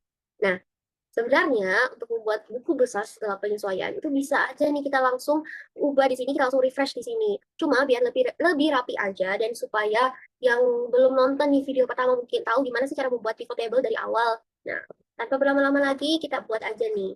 Oke, pertama-tama kita tambahin sheets baru dulu di sini, kita new sheet. Oke. Oke, kita drag ke sini biar rapi. Kita rename dulu nih sheetsnya. Klik 2 kali, terus langsung di rename. Oke, terus kita bikin judul juga nih supaya rapi. Langsung aja blok, terus Alt HMC. Ini juga langsung. Oke, langsung aja CV Salon Gemas. Buku besar setelah penyesuaian. Periode September 2025. Oke, bold, Ctrl V. Oke. Sekarang gimana sih cara membuat pivot table-nya nih untuk buku besar dan neraca saldonya? Nah, sekarang kita buat dulu nih buku besarnya. Gimana caranya? Sebenarnya ada 2 cara nih. Ada cara shortcut dengan cara manual. Nah, sebenarnya di sini untuk manual, kita bisa klik insert, terus klik pivot table, nih, terus from table to range. Nah, gitu. Tapi kalau misalnya cara shortcutnya itu langsung aja Alt NVT. Nah, langsung muncul nih. Terus untuk table dan range-nya di sini kita bisa tekan, karena kita range-nya mau ambil dari jurnal penyesuaian yang tadi nih, sekalian sama jurnal umum. Kita langsung ke sheet jurnal ini, lalu kita blok dari tanggal hingga akun sampai bawah. Oke, nah udah nih pivot table-nya. Sekarang apa sih yang perlu dimasukin di buku besar? Tanggal tentunya perlu ya. Keterangan juga perlu. Akun tentunya perlu dong. Terus debit dan kredit nih untuk saldonya. Nah, untuk akunnya sendiri ini kita harus pindahin ke filter nih. Karena kan kita mau mengelompokkan nih per akun. Jadi supaya bisa diubah-ubah nih per masing-masing akun. Nih ya. Nah, setelah itu kita ubah dulu nih ke desainnya. Untuk desain juga ada shortcutnya nih guys. Cara cepetnya supaya supaya nggak berantakan nih desainnya. Tapi untuk cara manualnya itu bisa langsung ke desain terus di otak-atik yang bagian sininya. Nah, sedangkan untuk cara cepatnya itu yang pertama kita hilangkan dulu nih ini. Ini kan ada subtotal nih di per setiap ada itu. Coba kita coba dulu ya ke kas. Pakai akun kas nih. Nah, ini kan ada subtotal nih. Nah, kita hilangkan dulu nih untuk subtotalnya. Gimana caranya? Nah, langsung aja. Nah, untuk do not show subtotal nih, langsung aja Alt DY TD. Nah, langsung hilangkan subtotalnya. Nah, lanjut nih untuk mengubah bentuk tabelnya, desain tabelnya jadi tabular form atau yang biasa memang digunakan, itu bisa menggunakan Alt DY PT. Nah, udah deh. Nah, seperti biasa kita adjust dulu nih, sepertinya kolom tanggalnya ini terlalu lebar ya. Tapi ini nggak perlu di drag gini, kan agak ribet ya. Caranya adalah Ctrl A, box semuanya, terus Alt HOI. Nah, langsung nih. Nah, karena ini belum ada nih total dari saldo debit dan saldo kreditnya. Gimana caranya? Langsung aja ke pivot table analyze, terus ke fields item and set, lalu ke calculated field. Nah, kita buat dulu nih untuk penjumlahan saldo debitnya. Di sini rumusnya adalah jika if debit lebih besar daripada kredit, maka nih debitnya dikurangi kredit. Nah, nah, terus oke deh. Nah, muncul kan. Sekarang kita lanjut nih ke yang kreditnya. Kan nggak mungkin nih, masa ada debit, kreditnya nggak juga nih. Masa kreditnya dianggurin, kan kasihan. Sama aja nih caranya. Fields item and set, terus calculated field, lalu saldo kredit nih. Nah, formulanya gimana? Sama aja, cuma kebalikannya. Jika if kredit lebih besar daripada debit, maka kredit dikurangi debit. Nah, nih. Sekarang kita bisa nih rename dulu. Caranya klik 2 kali, terus langsung aja di rename. Ini biar lebih rapi nih ya. Klik 2 kali untuk rename. Terus oke, kita langsung enter aja juga bisa. Saldo debit nih, klik 2 kali, rename. Nah, udah nih. Nah, ini kita juga bisa bikin nih kolomnya. Caranya adalah Alt HH, seperti yang udah ada di video pertama. Nah, oke. Langsung aja nih, karena kita mau membuat untuk setiap akun. Kita bisa blok dulu yang ini, buku besar yang ini, lalu kita paste nih ke selanjutnya. Nah, ini bisa banget ya kalau misalnya kalian mau paste ke samping, bebas. Nah, ini kita hapus dulu nih yang periode Septembernya. Oke, oke, Ctrl C, terus paste aja di ke bawah.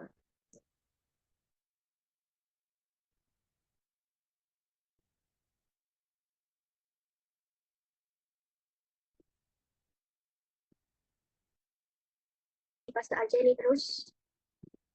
Nah, nah, kita buat dulu nih sampai segini. Kalau misalnya kurang, bisa kita tambahin lagi aja. Nah, karena akun kas udah selesai, sekarang kita buat untuk akun banknya nih. Oke, terus lanjut ke bawahnya lagi. Oke, lanjut dulu.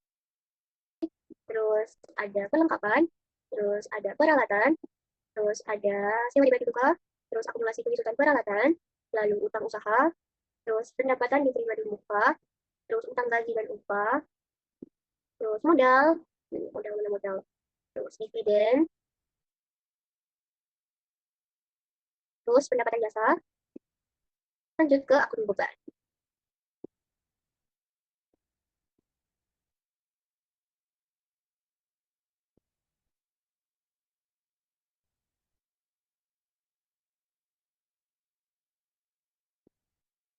Oke, ternyata pas ya, udah gak perlu ditambahin lagi.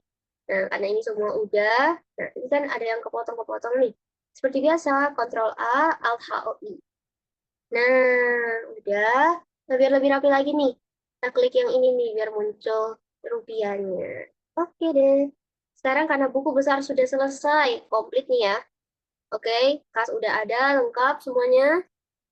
Oke, sekarang kita bisa nih langsung ke neraca saldonya. Gimana cara buat neraca saldonya, Kak? Nah, gampang aja karena kita sudah membuat buku besarnya. Jadi kita langsung aja, ini kita duplicate aja nih. Kita klik kanan dari sini, terus move or copy, terus move to end, terus create a copy, dan oke. Nah, oke. Di sini kita bisa rename dulu nih. Kan ini di sini buku besar nih, kita ganti jadi neraca saldo. Oke. Sekarang karena neraca saldo kan cuma butuh satu tabel nih ya, nggak butuh sebanyak ini. Kita hapus dulu nih yang lainnya. Oke, langsung aja.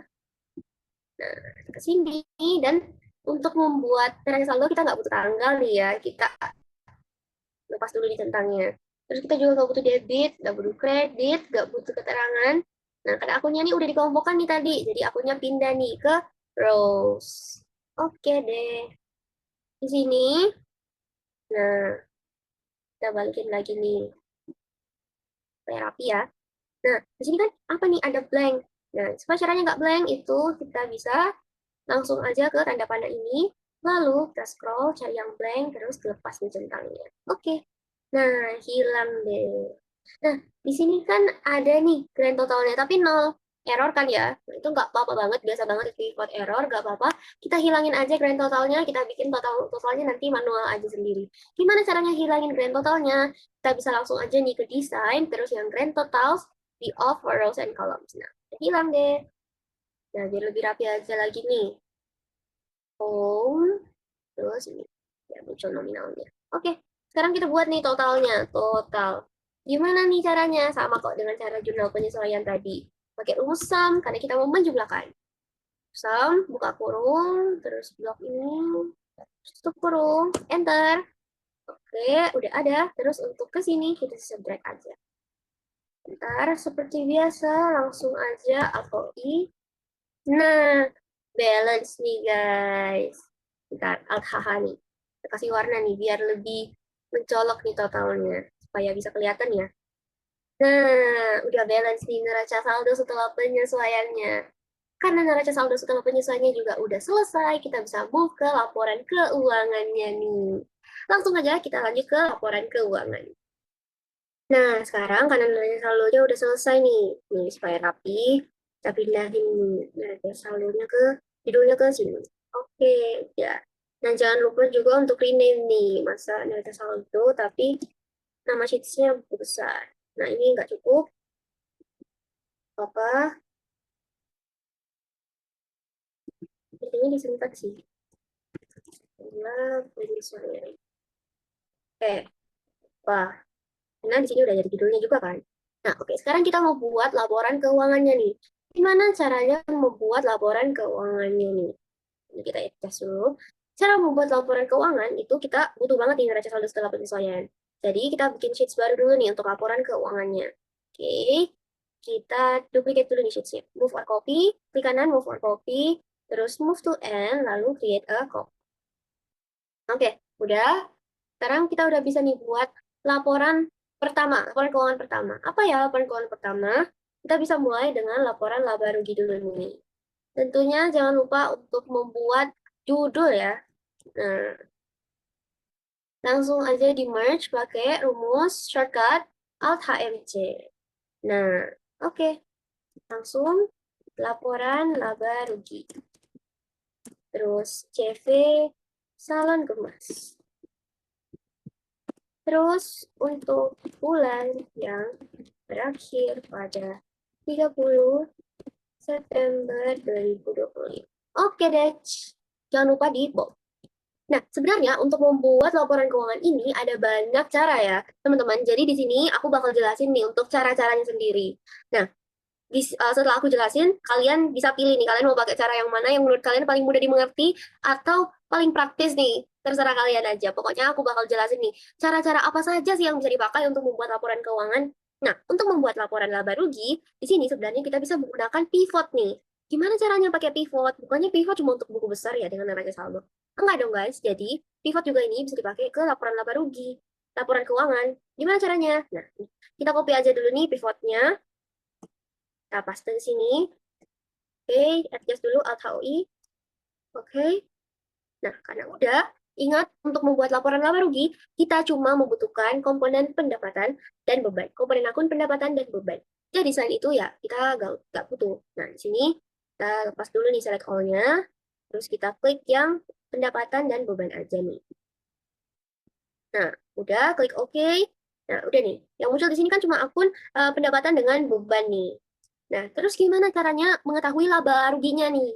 Nah, cara mengetahui laba netonya itu dengan menggunakan pivot table analyze, terus fields item and set, terus calculated field. Nah, di sini, ini untuk mengetahui ini. Kalau misalnya kita tulis saldo akhir. Ini bisa di rename ya. Nah, di sini rumusnya gimana? Nah, jadi untuk menghitung laba itu rumusnya pendapatan dikurangi beban.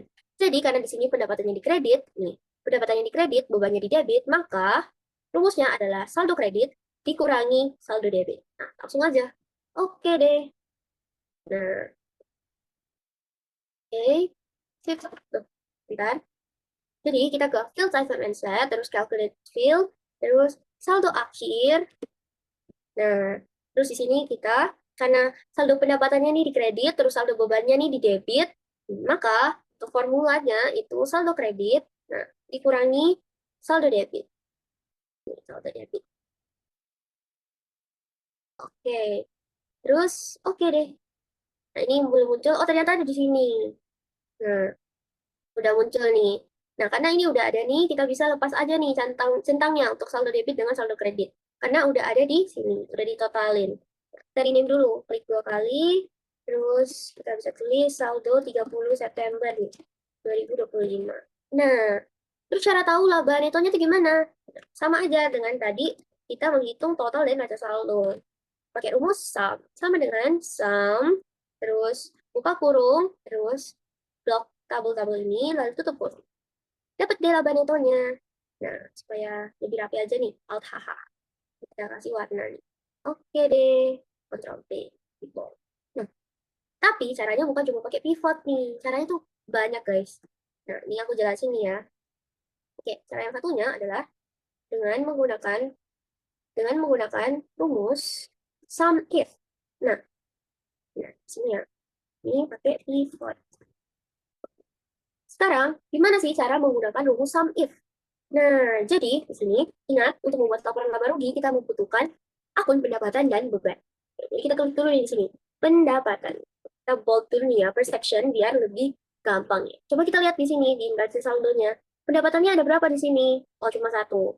Nah, ini cuma satu, langsung aja kita copy, set, oke, okay. Cuma satu, langsung aja kita totalin pendapatannya. Kita tulis total pendapatan, kita bold, terus ke beban, double protection nih ya guys, supaya lebih rapi aja. Nah, kita lihat di sini bebannya ini ya, kita copy aja langsung. Nah, oke, udah, terus langsung juga total beban. Oke, bold. Nah, udah nih, udah. Terus kayaknya ada yang kurang ya. Nah, benar banget dong. Yang kurang ya, kita butuh saldo ininya, kita butuh angka untuk pendapatan dan beban-bebannya nih. Gimana caranya? Nah, pakai rumus sum if yang tadi nih. Ini caranya. Sama dengan sum if, terus buka kurung, terus range-nya yang mana? Nah, range-nya itu yang ini. Nah, terus kriterianya itu yang ini. Karena kita mau cari ini kan. Lalu sum range-nya yang ini. Oke, betul. Ini kan kalau berdasarkan rumus yang tadi, cuma ini kan yang dibutuhkan. Nah, coba ya kita enter. Nah, tapi kok hasilnya 0? Nah, karena di sini sum range-nya itu kita cuma ambil yang saldo debit. Sedangkan pendapatan ini kan ada di kredit. Nah, maka dari itu kita perlu buat dua rumus, kombinasi dua rumus. Tapi sama-sama rumus sum if. Nah, pakai plus, terus sum if, terus buka kurung lagi, terus range-nya ya ini, terus kriterianya sama, tetap pendapatan biasa, terus titik koma lagi, tanda penghubungnya. Nah, sum range-nya di sini pakai kolom yang kredit. Oke, sekarang kita tutup kurung nih. Coba kita enter. Nah, udah muncul kan nominalnya sama nggak? Nah, sama ya. Nah, jangan lupa kita perlu untuk string nih rumusnya, supaya rumusnya ini kayak tidak gerak-gerak gitu loh. Nah, caranya adalah nggak perlu di dolar satu-satu, bisa di blok aja nih sum range-nya. Blok, terus klik F4. Sama juga dengan range yang ini, langsung aja F4. Nah, lakukan hal yang sama. Sebenarnya untuk membuat rumus yang kedua, itu bisa aja kalian kopas yang rumus pertama ini, terus di Ctrl V, terus diganti yang summation akhirnya ini. Nah, jadi itu up to kalian aja. Gitu.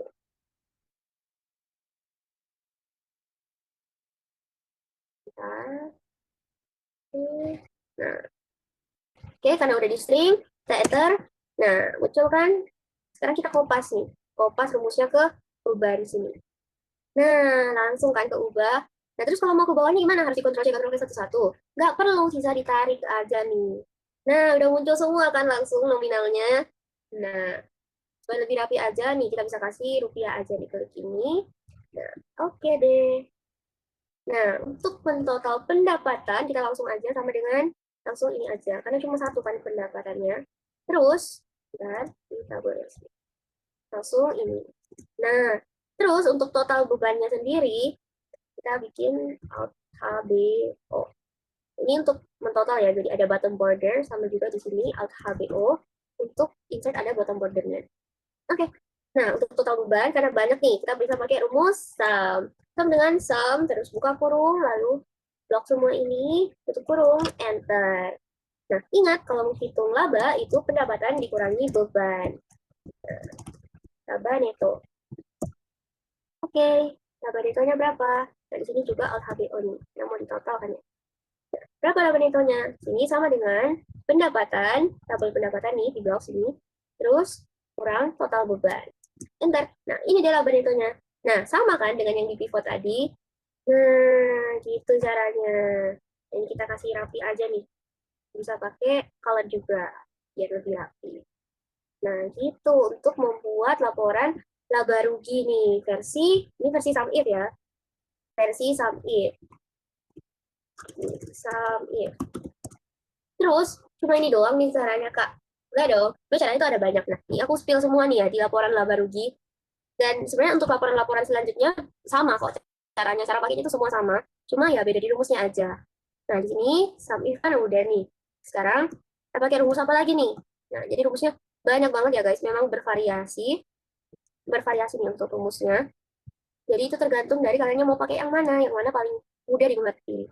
Nah, sini sama nih sebenarnya. Kita copy aja dulu yang di sini. Karena ya sama, cuma beda di rumusnya aja. Nah, udah. Nah, sekarang sekarang kita mau input rumusnya di sini. Pakai rumus apa? Nah, di sini kita coba pakai rumus VLOOKUP. Nah, VLOOKUP. VLOOKUP, terus buka kurung, lookup value-nya tekan yang ini. Nah, terus table array-nya yang mana? Nah, yang ini table array-nya. Oke, terus call index number-nya berapa? Kita lihat, 1, 2, 3. Nah, kita ambil yang debit dulu nih. Jadi kita klik yang kolom kedua. Karena debit kan di kolom kedua. Dua. Terus lanjut, nah di sini range lookup-nya false aja nih ya, langsung. Terus tutup kurung. Nah, terus plus, nah sama nih kayak yang tadi aku bilang. Sebenarnya kalian bisa blok aja nih langsung, rumus pertama, terus langsung di paste aja di sini. Cuma diubah yang kalau yang di rumus ini, yang diubah yang call index number-nya. Ini diubah jadi 3. Kok 3? Karena di sini kita mau ambil saldo kreditnya. Saldo kreditnya di kolom ketiga. Nah, kenapa harus bikin 2?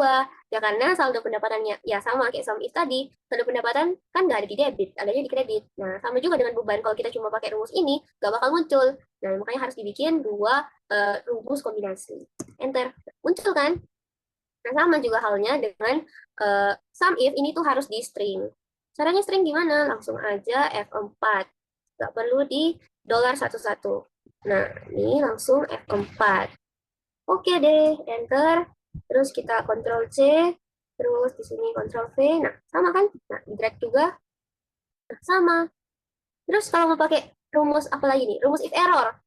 Nah, kalau mau pakai rumus if error, caranya sama dengan if error itu kan digabung nih sama rumus VLOOKUP. Sebenarnya kita pakai rumus if error itu untuk mencegah hasil kosong nih yang kayak biasa muncul hashtag NA gitu.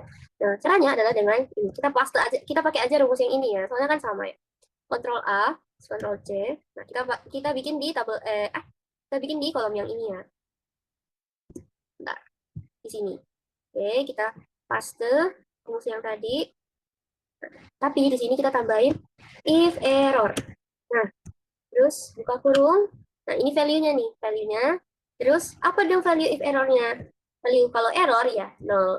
Jadi kalau misalnya error yang muncul tuh angka 0. Langsung tutup kurung. Nah, muncul juga kan. Terus di kopas lagi nih di sini. Terus di Ctrl V lagi nih di sini. Di drag. Nah, muncul kan? Nah, jadi banyak banget nih caranya emang. Nih, ini rumus VLOOKUP. Ini rumus pakai if error, kombinasi VLOOKUP. Nah, jadi memang banyak banget nih caranya. VLOOKUP, if error VLOOKUP, nih VLOOKUP, terus if error plus VLOOKUP, terus ada sum if, terus ada juga pakai pivot. Jadi ini semua tergantung dari kalian aja nih mau pakai yang mana.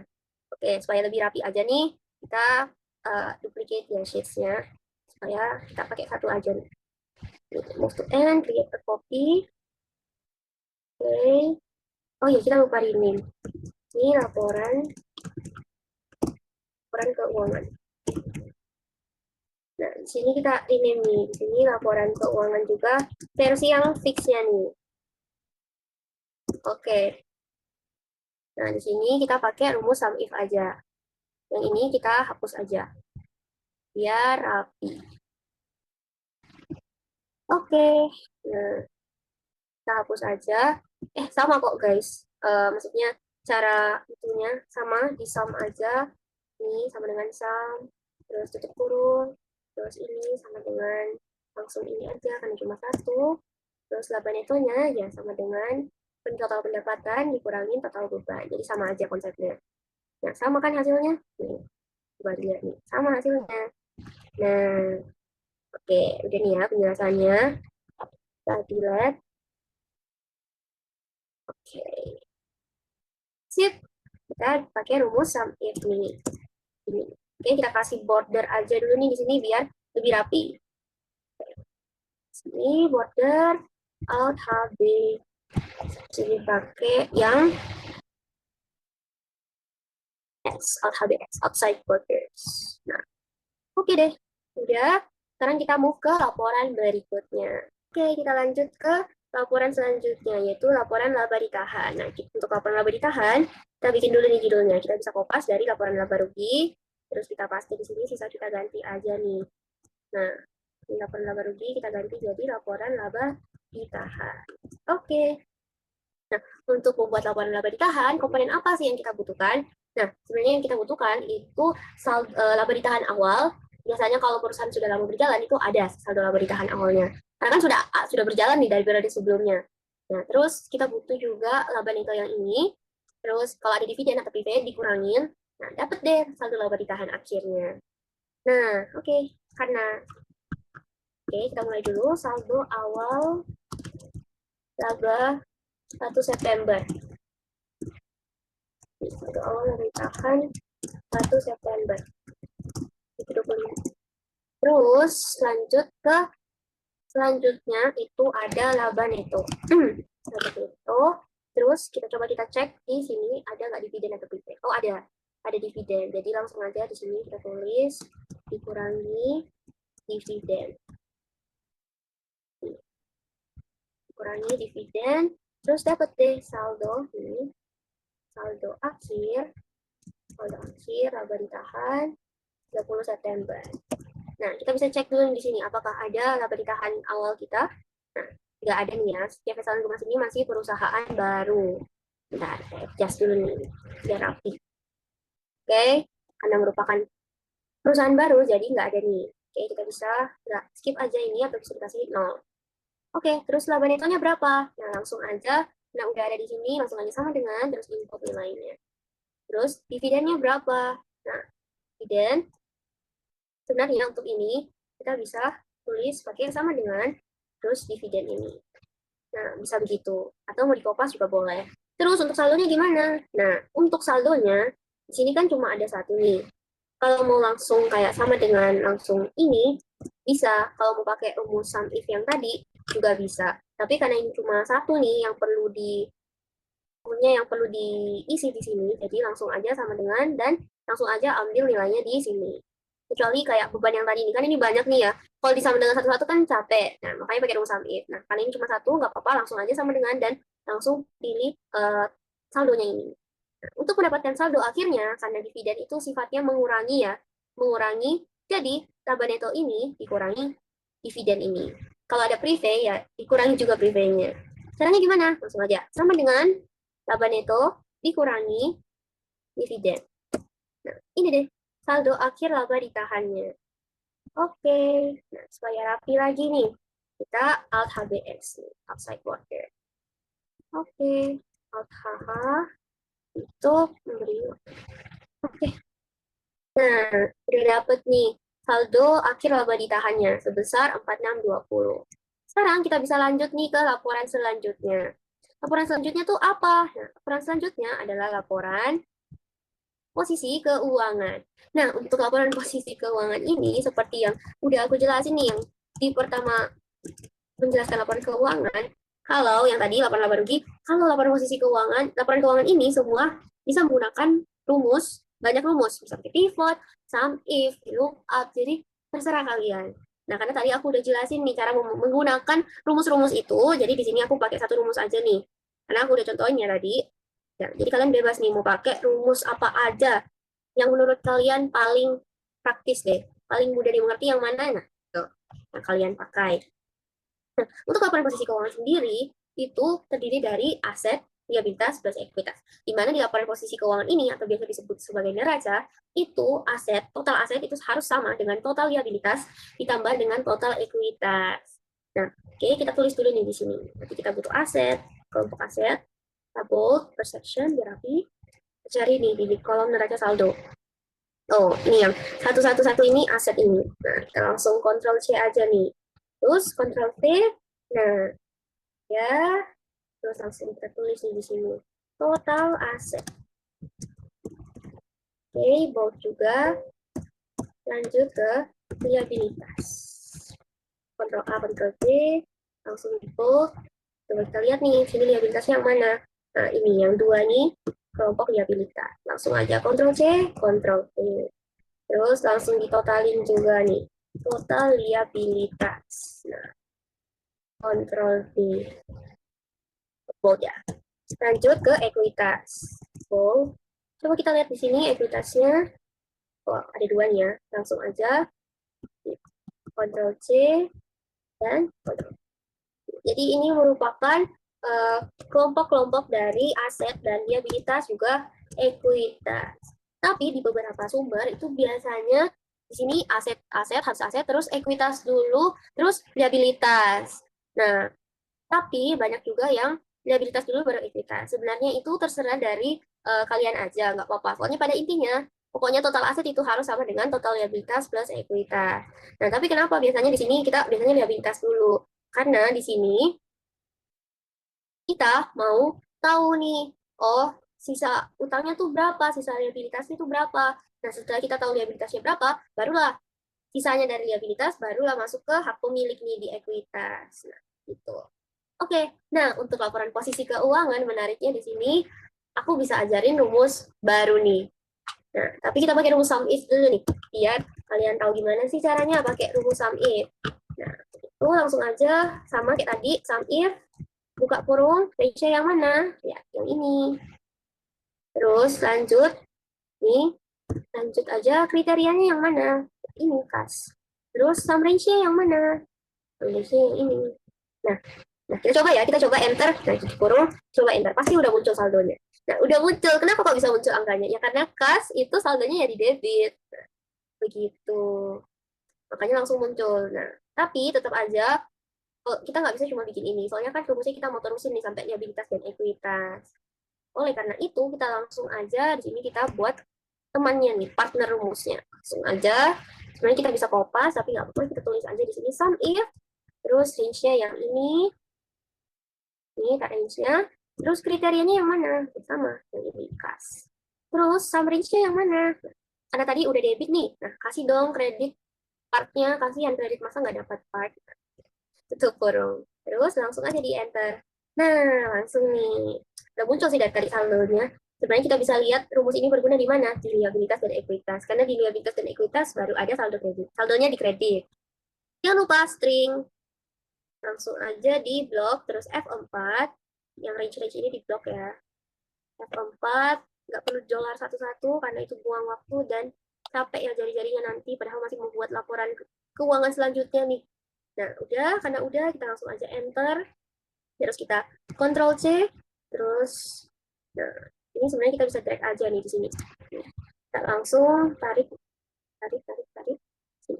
Kita tarik sampai sini dulu nih, sampai perlengkapan. Nah, terus kita move ke sini rumusnya. Kita Ctrl C dulu, Ctrl C, terus kita move ke sini rumusnya. Kok di sini rumusnya? Nah, ini supaya, bentar, kita switch place dulu nih untuk peralatan dengan sewa dibayar di mukanya.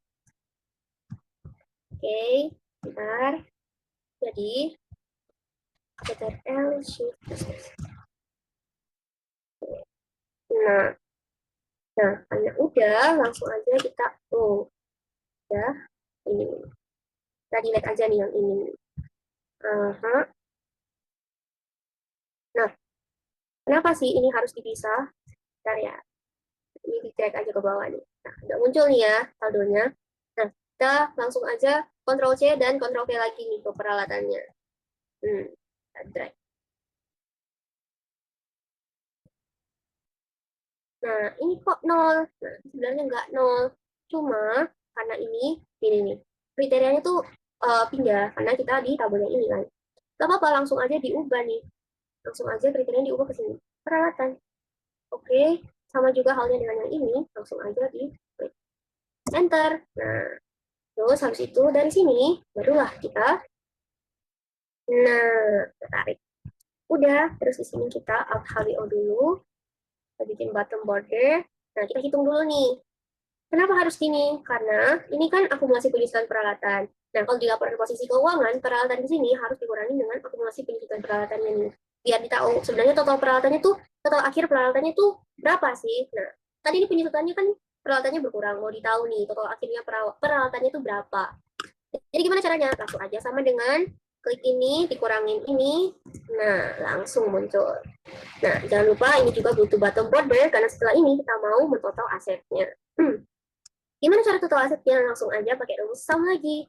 Sama dengan sum, terus buka kurung, lalu ini tutup kurung. Nah, ini nih total asetnya. Nah, supaya lebih rapi lagi nih, kita pakai rupiah aja nih. Pakai rupiah nih, biar rapi. Oke, nah, total aset udah ada nih. Udah ada nih ya total aset. Kita kasih warna lagi nih, hahaha. Biar rapi ya. Nah, lanjut nih ke liabilitas. Gimana sih caranya? Bisa aja nih kita copy aja langsung rumusnya. Nah, kenapa ini nggak bisa? Nah, sebenarnya ini nggak bisa karena tadi kriterianya kegeser. Nah, kita bisa pakai rumus yang ini aja nih, karena udah diubah nih ya kriterianya. Nah, ya, kenapa di sini masih begini? Karena ini liabilitas. Kita harusnya pastinya yang di utang usaha. Oke, nggak apa-apa, lanjut. Kita hapus dulu nih. Oke, lanjut ke sini. Kita Ctrl C dulu, kita kopas. Nah, muncul deh saldonya. Terus tarik ke bawah. Nah, tarik ke bawah. Terus Alt HBO, bottom border untuk mentotal. Lalu untuk mentotal liabilitasnya langsung aja sama dengan utang usaha ditambah nih. Tambah ini. Nah, sebenarnya bisa disum juga sih. Jadi tergantung aja mau pakai yang mana. Bisa sum, bisa tambah kayak tadi juga bisa. Langsung muncul nih total liabilitasnya. Kita lanjut ke ekuitasnya nih. Nah, kita bisa lihat nih di ekuitas ada modal, ada dividen. Nah, kita bisa kopas aja nih rumus yang ini ke sini. Nah, langsung pindah kan ya. Nah, di sini ada yang kurang ya. Nah, benar banget. Karena tadi kita sudah menghitung laba nih. Laba netonya nih kita udah tahu. Nah, jangan lupa untuk menambah labanya nih. Karena itu termasuk di kelompok ekuitas. Gimana cara dapetnya? Langsung aja sama dengan dan ambil saldonya. Klik. Terus enter. Udah ada kan? Nah, terus di sini langsung aja nih. Sama dengan, nah kalau di sini bisa-bisa aja sih sebenarnya kalau mau pakai sum, tapi di sini karena di sini ada dividen, jadi di sini ini ditambahin ini dulu nih. Tambahin, terus dikurangin dividen. Kenapa dividen dikurangi ya? Karena dividen sifatnya mengurangi ekuitas. Udah deh, dapat hasilnya. Ingat, Alt HBO, bottom border. Nah, untuk menghitung total ekuitasnya nih. Untuk menghitung total ekuitasnya, kita bisa menggunakan sama dengan, terus klik kolom ini ditambah kolom ini. Nah, enter. Ini kita pindahin dulu nih. Oke. Nah, balance ya, kita bisa lihat di sini totalitas plus ekuitasnya nih. Oh, benar. Ya benar ya tadi ini total ekuitasnya. Nah, di sini itu total liabilitas plus ekuitas. Oke. Nah, dapat deh total liabilitas plus ekuitasnya nih. Langsung aja Alt HH saya rapi. Nah, balance ya antara aset dengan liabilitas plus ekuitasnya nih. Oke, jangan lupa Alt HBS untuk membuat border. Nah, balance karena udah balance, udah. Nah, ini caranya pakai rumus sum if. Sum if ya. Nah, terus gimana caranya? Cara yang satunya itu gimana? Nah, cara yang satunya itu sebenarnya mirip aja, tapi bedanya adalah kita blok dulu ini karena seperti biasa sama aja. Cuma beda di rumusnya aja. Benar. Sip. Tuh. Nah, oke. Lanjut. Gimana sih rumusnya? Nah, sebenarnya sama aja nih. Di sini kita pakai rumus sum ifs. If, S, pakai S. Gimana caranya? Langsung aja nih. Sum if sama dengan sum ifs. Nah, nih. Sum range yang mana? Nah, ini sum range yang debit sini. Terus, lanjut. Kriteria range-nya yang mana? Kriteria range-nya itu yang ini. Ini. Terus lanjut, terus kriterianya yang mana? Kriterianya yang ini, kas. Lalu tutup kurung nih. Nah, seperti biasa nih, kita perlu buat partnernya nih. Karena ya di sini ya mungkin aman-aman aja karena kas emang kolomnya ya debit, tapi kan kita juga perlu buat yang dikredit nih untuk nanti di liabilitasnya. Gimana caranya? Sama aja, sum if, terus sini yang kita blok itu yang kredit.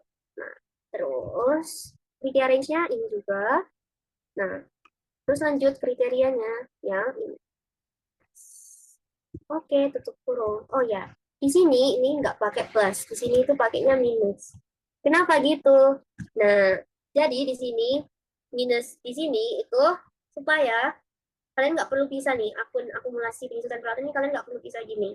Kalian lihat ya, sama dengan langsung muncul kan? Kita drag sampai bawah. Nah, di sini langsung ke minus nih yang dikredit. Nah, di sini langsung ke minus nih yang dikredit. Jadi kalian nggak perlu bisa lagi. Jadi di sini kalian bisa langsung sum aja, terus langsung blok ini nih. Nah, langsung dia dapet total asetnya.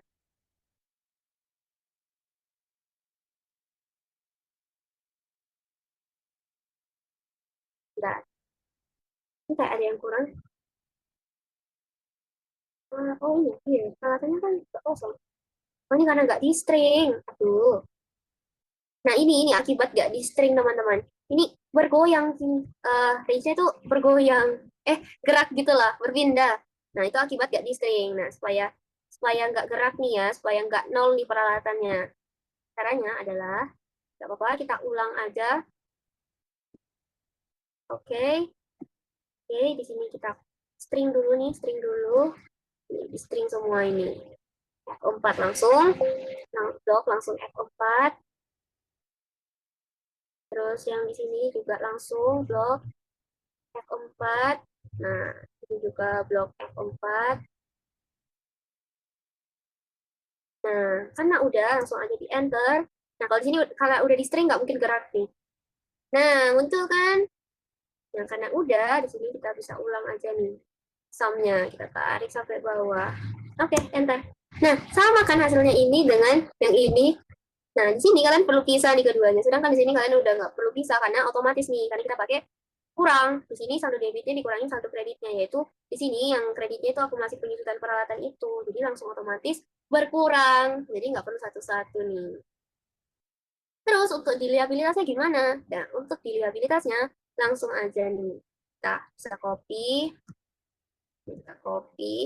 kita paste nih di sini. Nah, copy, enter dulu. Oke, paste di sini. Nah, lihat di sini. Nah, ini karena range-nya di sini masih ini. Apa? Kita langsung aja ganti range-nya di sini. Lalu kita ganti juga range-nya yang di sini. Nah, enter. Nah, ini kok minus? Ya, karena ini minus begini. Coba kita plus nih ya. Nah, ini udah kembali lagi nih normal. Jadi untuk di aset, karena beberapa akun itu ada di kredit, kayak akumulasi penyusutan peralatan, atau biasa mungkin saldo banknya minus, itu bisa langsung dikurangin. Sama, nih, lihat ya, salam buka kurung, blok ini. Nah, udah, kita lihat. Nah, sini, sekarang kita lanjut ke sini. Kita bisa kopas aja nih ya rumusnya. Terus Ctrl V, nah langsung muncul nih ya rumusnya. Nah, kita bisa drag dulu nih ke sini. Ini laba netonya belum muncul ya, soalnya laba netonya kan di atas nih, terpisah dari neraca saldo penyelesaian. Nah, kalau di sini bedanya adalah yang di minus itu yang di debit. Jadi di sini kita tulis -1 terus dibintangin gini. Enter. Nah, jadi di sini langsung kurang nih dividennya.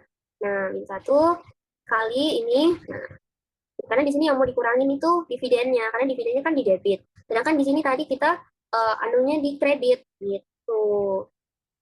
Nah, bandingkannya ya langsung aja seperti biasa. Kita ambil dari sini sama dengan enter.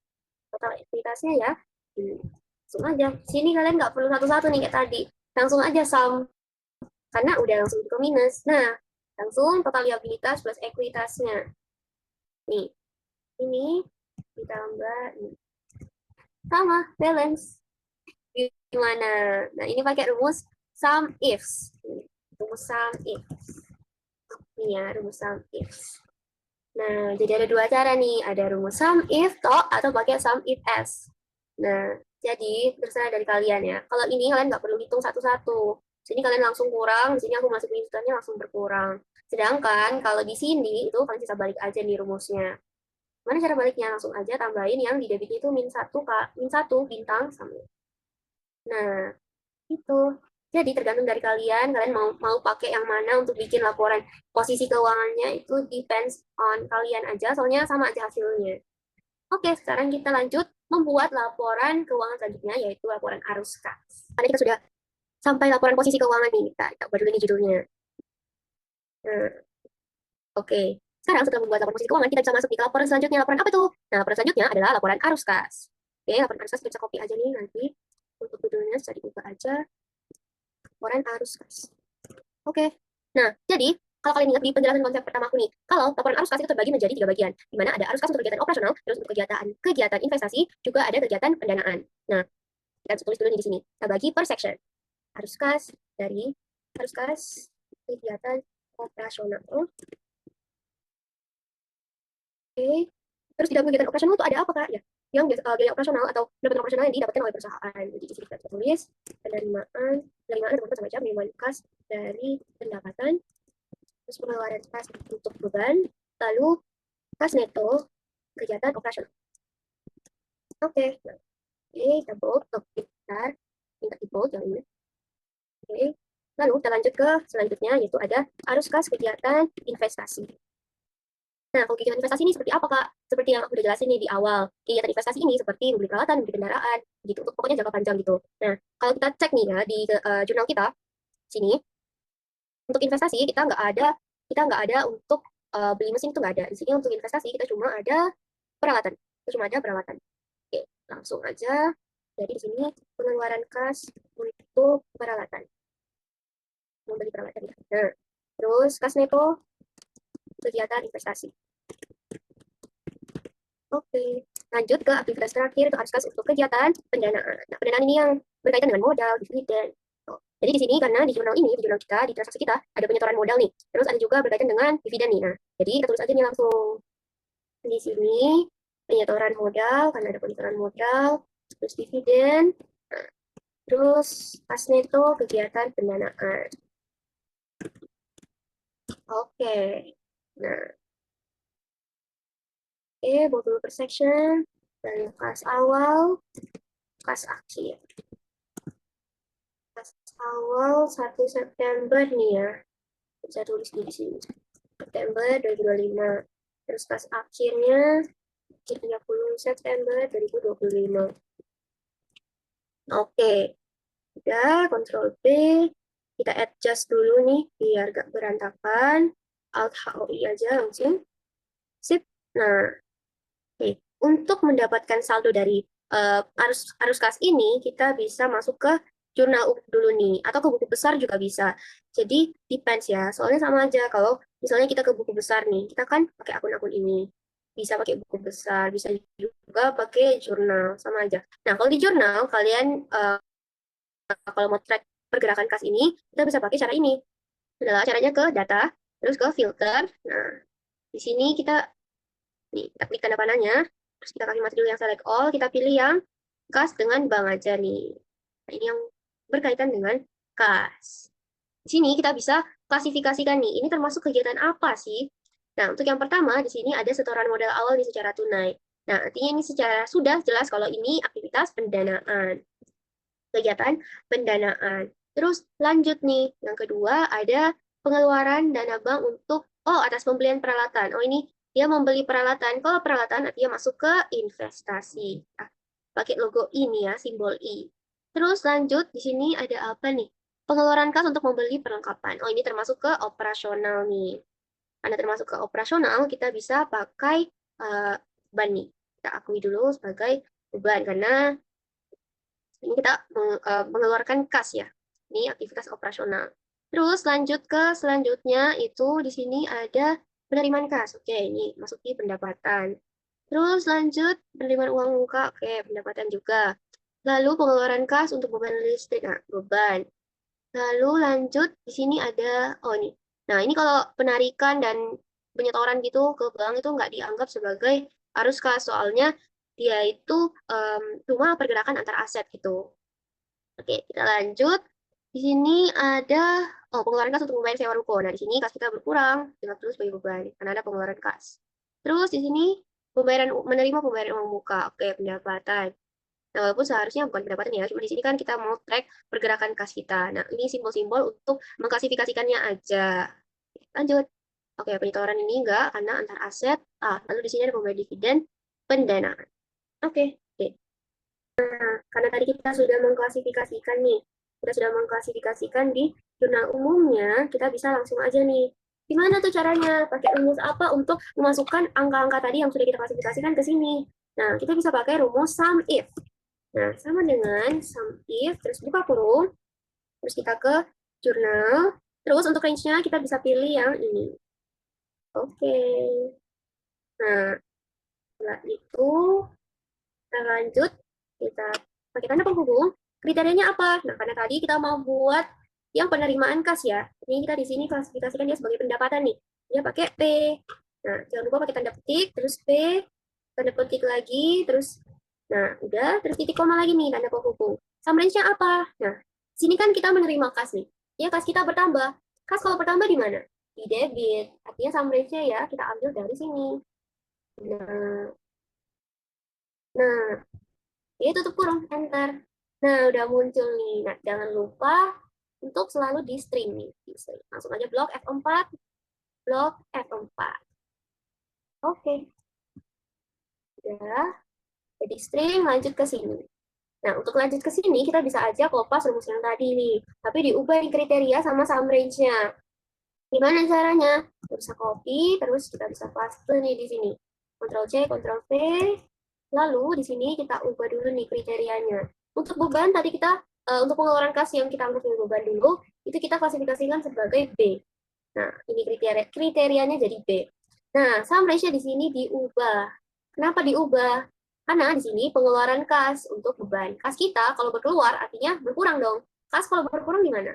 Nah, kas kalau berkurang ya di kredit. Nah, maka dari itu sum ratio adalah yang ini. Nah, nah itu kita enter. Nah, muncul deh. Nah, itu jangan lupa untuk string lagi nih. F4 langsung. Oke, Oke, enter. Nah, langsung Alt HBO untuk bottom border. Oke, langsung aja. Ingat, karena ini kas kita keluar, artinya kas kita berkurang. Nah, di sini kita kurangin nih, kurang. Oke. Sini langsung aja kita sum untuk menjumlahkan kasnya itu kegiatan operasional. Sum, terus blok ini, terus enter. Terus, di sini kita buka kegiatan investasi. Nah, di sini satu-satunya kegiatan investasi kita adalah membeli peralatan. Jadi kita nggak ada beli mesin nih atau beli saham, nggak ada, cuma beli peralatan. Nah, tadi untuk kegiatan investasi kita pakai kita pakai simbol I. Nah, kita lihat nih di sini, pengeluaran kas untuk membeli peralatan. Artinya kas kita keluar kan ya? Kas kita keluar, artinya kita sebenarnya bisa menggunakan rumus ini. Nah, kita bisa kopas aja nih, kopas, nah, kopas, lalu kita paste di sini. Kenapa bukan kopas rumus yang ini ya? Karena ini kan untuk penerimaan kas. Sum range-nya tentunya di debit karena kasnya bertambah, sedangkan ini kan pengeluaran kas. Nah, sum range itu di kredit karena kasnya kan keluar. Kas kalau berkurang kan di kredit. Gitu. Tapi di sini diubah dulu nih, nggak pakai minus. Terus di sini kita ubah di kriterianya jadi I. Enter. Nah, udah ada kan langsung? Langsung aja Alt HBO. Lalu karena ini cuma sendiri, nggak usah disal, langsung aja sama dengan, terus klik sel ini, enter. Nah, untuk penyetoran modal, Kalau ada penyetoran modal, tentunya kas kita bertambah dong. Kas kalau bertambah di mana? Di debit. Artinya kita bisa ambil rumus yang mana nih? Kita bisa ambil dari sel yang ini. Karena di sini sandwichnya pakai yang debit karena uh, kasnya bertambah di sini karena adanya penerimaan kas dari pendapatan. Oke, langsung aja. Dan di sini kita ubah D-nya ini, karena tadi untuk pendanaan kita sudah sepakat nih untuk pakai D. Jadi kita ubah pakai D. Enter. Nah, udah langsung ada nih. Nah, terus dividen pakai apa? Sama yang ini. Sebenarnya bisa aja sih kita copy ini terus pindahin ke sini. Nah, tapi untuk lebih cepat aja, kita langsung pakai yang ini aja. Kenapa ambilnya yang ini bukan yang ini lagi? Karena kita akan mau bagi dividen nih. Kalau mau bagi dividen tentunya kas kita berkurang, kas kita keluar nih ya. Kas kalau berkurang kan dikredit. Nah, di sini kan sampai kredit nih yang pengeluaran kas untuk membeli peralatan. Sama dengan ini juga. Maka dari itu kita ambil rumus yang ini. Ctrl C lalu Ctrl V. Nah, jangan panik. Kok masih 9 juta sama dengan peralatan? Enggak dong. Di sini kita ubah dulu nih kriterianya. Kriterianya kita ubah menjadi D. Oke. Nah, di sini jangan lupa karena dividen itu sifatnya mengurangi. Ini kita tambahin tanda minus. Oke. Nah, ini kita langsung aja nih sama dengan sum terus buka kurung. Nah, dividen kan mengurangi ekuitas. Jadi dikurangi nih ya di sini. Sum blok lalu enter. Nah, muncul nih. Nah, ingat Alt HBO untuk bottom border. Nah, apakah di kas awal ada saldo? Tidak ada, karena CV Salam Gemas ini perusahaan baru ya. Nah, langsung aja. Untuk kas akhirnya, kita bisa ambil dari sum, dan kita kurung, kita totalin nih semuanya. Tutup kurung, enter. Nah, ini nih, kas akhir dari CV Salon Gemas. Oke, nah langsung aja nih, Alt HBS. Oke, jangan lupa di Alt H, biar ke point out nih, kas akhirnya. Nah, udah deh. Ini pakai rumus sum. Bisa banget ya kalau mau pakai rumus lain. Jadi kalau di Excel bebas banget untuk berkreasi. Nah, jadi penggunaan rumusnya itu tergantung dari kalian aja nih mau pakai rumus yang mana. Nah, oke deh, laporan arus kas sudah selesai. Nah, karena laporan keuangan sudah selesai semua nih, kita bisa lanjut ke jurnal penutup nih, karena udah selesai. Oke deh, kita lanjut ke jurnal penutup. Kita balik ke Sheets Journal. Balik ke Sheets Journal, terus kita hapus aja nih dulu yang tadi ini. Atau sebenarnya kita bisa sih langsung aja ambil dari sini. Atau mau insert yang baru juga bisa. Untuk mempersingkat waktu, langsung aja kita Ctrl C, lalu Ctrl V. Nah, ini kita ubah dulu nih warnanya. Alhaha. Kita ubah jadi warna biru aja nih. Untuk jurnal penutupnya. Di sini kita bisa clear content aja. Oke. Langsung aja lanjut ke jurnal penutup. Nah, untuk jurnal penutup sendiri, karena itu dilakukan di akhir periode, jadi samain aja tanggalnya semuanya. Langsung aja di copy, di blok semua sel ini, Ctrl C, lalu Ctrl V. Udah deh. Oke, jadi jurnal penutup itu untuk apa sih? Nah, jurnal penutup itu untuk menutup akun-akun seperti akun pendapatan, beban, dan dividen. Juga ada akun laba ditahan. Nah, kita mulai nih. Kita mulai dengan akun pendapatan dulu nih. Pendapatan kan biasanya di kredit. Nah, untuk menutup akun pendapatan, pendapatannya kita pindah ke debit nih. Kita cari dulu nih pendapatan jasa. Nah, lalu di sini apa dong di kreditnya? Nah, di kreditnya ada akun baru nih namanya Itisar Laba Rugi. Nah, Itisar Laba Rugi ini akun yang digunakan untuk menutup akun pendapatan ini dan akun-akun lainnya nih nanti. Jadi ini dibalik di posisinya supaya anggapannya pendapatan itu nol gitu. Nah, untuk saldonya kita bisa ambil dari sini. Kita bisa ambil dari neraca saldonya. Sini. Oke. Terus samain aja. Dan oke, Ctrl C. Oh ya, ini nggak apa-apa ya. Ini karena pindah sel. Oke deh. Ini kita langsung aja keterangannya, menutup akun pendapatan. Nah, oh iya, jangan lupa ininya ditarik nih ke bawah, biar dapat semua. Nah, oke, untuk ini nggak usah ini. Oke, lanjut. Ini biar rapi, disamain dulu aja warnanya. Nah, oke, menutup akun pendapatan. Sama keterangannya di sini juga begitu. Lalu lanjut ke selanjutnya. Akun apa nih yang kita mau tutup? Nah, kita lanjut ke akun beban. Nah, akun beban, kan beban biasanya kalau bertambah itu di debit. Nah, sekarang karena kita mau tutup nih akun bebannya kita pindahin ke kredit. Terus yang di sini apa dong? Nah, yang di sini itu itisar laba rugi. Nah, oke, itisar laba rugi. Sini semua beban nih, beban. Beban listrik, terus beban perlengkapan, pokoknya semua beban itu di sini mau ditutup nih ya. Terus peralatan, disewa, terus beban gaji dan upah, terus ada beban air. Nah, udah. Nah, untuk mendapatkan saldonya ini kita bisa ambil dari neraca saldo nih. Lihat dari neraca saldo setelah penyesuaian. Nah, langsung aja nih. Nah, apa-apa. Terus ini untuk itu laba ruginya merupakan total dari beban-beban ini. Jadi kita langsung aja sum, lalu ini sum, terus blok sel ini, tutup. Nah, oke, inilah total bebannya. Lalu selanjutnya apa? Nah, selanjutnya itu laba ditahan. Nah, di sini karena kita laba, kita kondisinya laba ya tadi, bukan rugi. Jadi, untuk menutup akun labanya itu di sini yang di debit itu itisar laba rugi. Nah, itisar laba rugi. Terus yang di sini itu laba ditahan. Nah, tapi lain nih ceritanya kalau misalnya kita rugi. Kalau rugi, laba ditahannya yang di debit, itisar laba ruginya yang di kredit. Oke, kita isi nih. Berapa saldonya? Nah, sebenarnya untuk mendapatkan ini, kalian bisa ambil saldonya dari laba neto yang tadi kita sudah hitung di laporan laba rugi. Cuma, untuk mempersingkat waktu juga, kita bisa ambil dari sini aja nih. Total pendapatan dikurangi total beban. Sama, sama kok hasilnya. Ntar, karena langsung aja, ini dikurang. Oke. Jangan lupa untuk ini keterangannya, menutup akun beban nih. Nah, ini untuk sampai ke bawah sama aja. Nah, terus ini untuk menutup akun laba ditahan.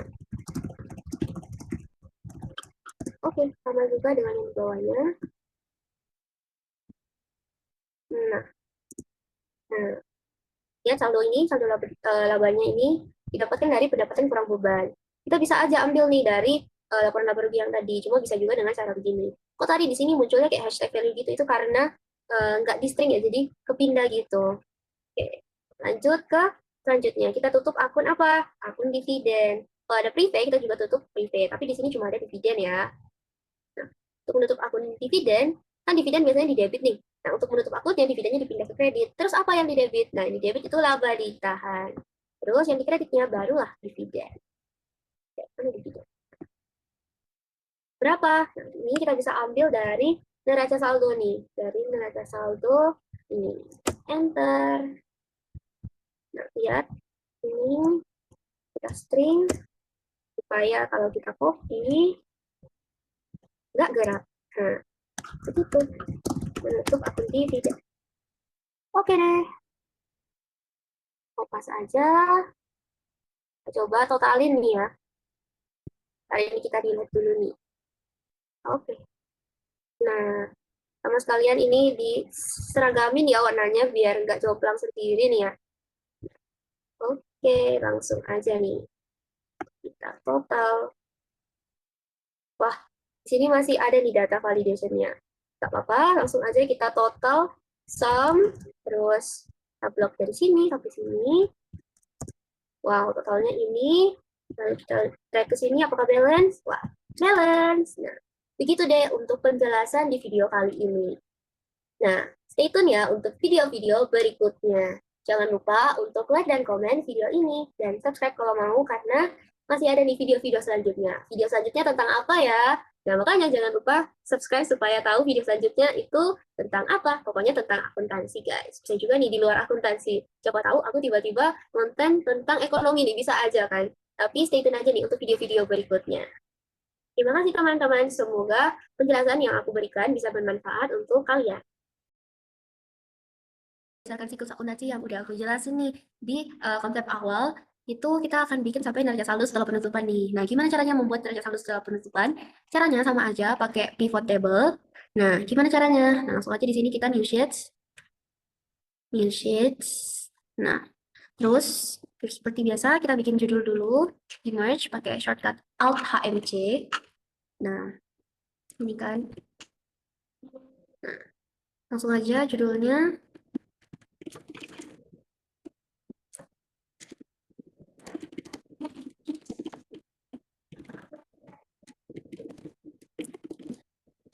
Nah, setelah bikin judul, kita bisa bold aja nih dulu di sini. Nah, caranya sama aja nih dengan step sebelumnya. Kalau mau bikin buku besar juga boleh. Gimana sih caranya? Langsung aja pakai shortcut Alt NVT, lalu jurnal di sini table range itu jurnal dari tanggal sampai akun di bawah. Tarik terus aja. Nah, terus oke deh. Nah, udah. Terus untuk membuat neraca saldo, apakah kita butuh tanggal? Enggak, kita cuma butuh akun debit kredit. Sebenarnya saldo debit dengan saldo kredit. Oleh karena itu, di sini kita hitung dulu nih untuk dapat totalan saldo debit dengan totalan saldo kreditnya. Gimana caranya? Sama aja, langsung field item and set, terus calculated field. Nah, untuk saldo debit, ini saldo debit. If debit lebih besar daripada kredit, maka debit kurang kredit. Nah, kurung, terus oke. Oh, ini karena ini. Oke. Oke. Nah, terus field item and set lagi untuk bikin kreditnya nih. Saldo kredit. Sama aja rumusnya, cuma ini kayak kebalikannya gitu loh. Sini jika kredit lebih besar daripada debit, maka kredit kurang debit. Nah, tutup kurung. Lalu oke deh. Nah, ini karena udah ada nih di sini, kita udah nggak butuh lagi nih debit dan kreditnya. Jadi kita tutup aja. Terus kita rename dulu nih di sini. Saldo debit. Ini juga oke, karena udah kita bisa ubah di desainnya aja nih. Gimana caranya? Langsung aja Alt JYPD. Nih, Alt JYPD. Nah, lalu selanjutnya itu langsung aja Alt JY. Langsung di sini karena kita mau off nih, grand totalnya langsung aja G dan F. Nah, udah deh. Terus untuk tabular formnya gimana? Langsung aja juga Alt JYPT. Nah, udah nih tabular form. Oh, di sini ada blank. Nah, nggak apa-apa. Langsung aja di tanda panah, cari yang blank ini, dimatiin centangnya. Oke. Nah, totalannya itu di sini total. Terus di sini sama dengan sum. Terus blok semua ini itu oke. Lalu untuk hal yang sama di sini juga langsung aja tarik. Nah, ini nih hasilnya. Nah, supaya lebih rapi aja nih. Seperti biasa, blok semua. Nih, blok semua lalu dirupiahkan. Oke deh, ini deh hasil dari neraca saldo setelah penutupan. Udah beres nih. Oke, terima kasih teman-teman sudah menonton video ini. Semoga video ini bermanfaat untuk kalian.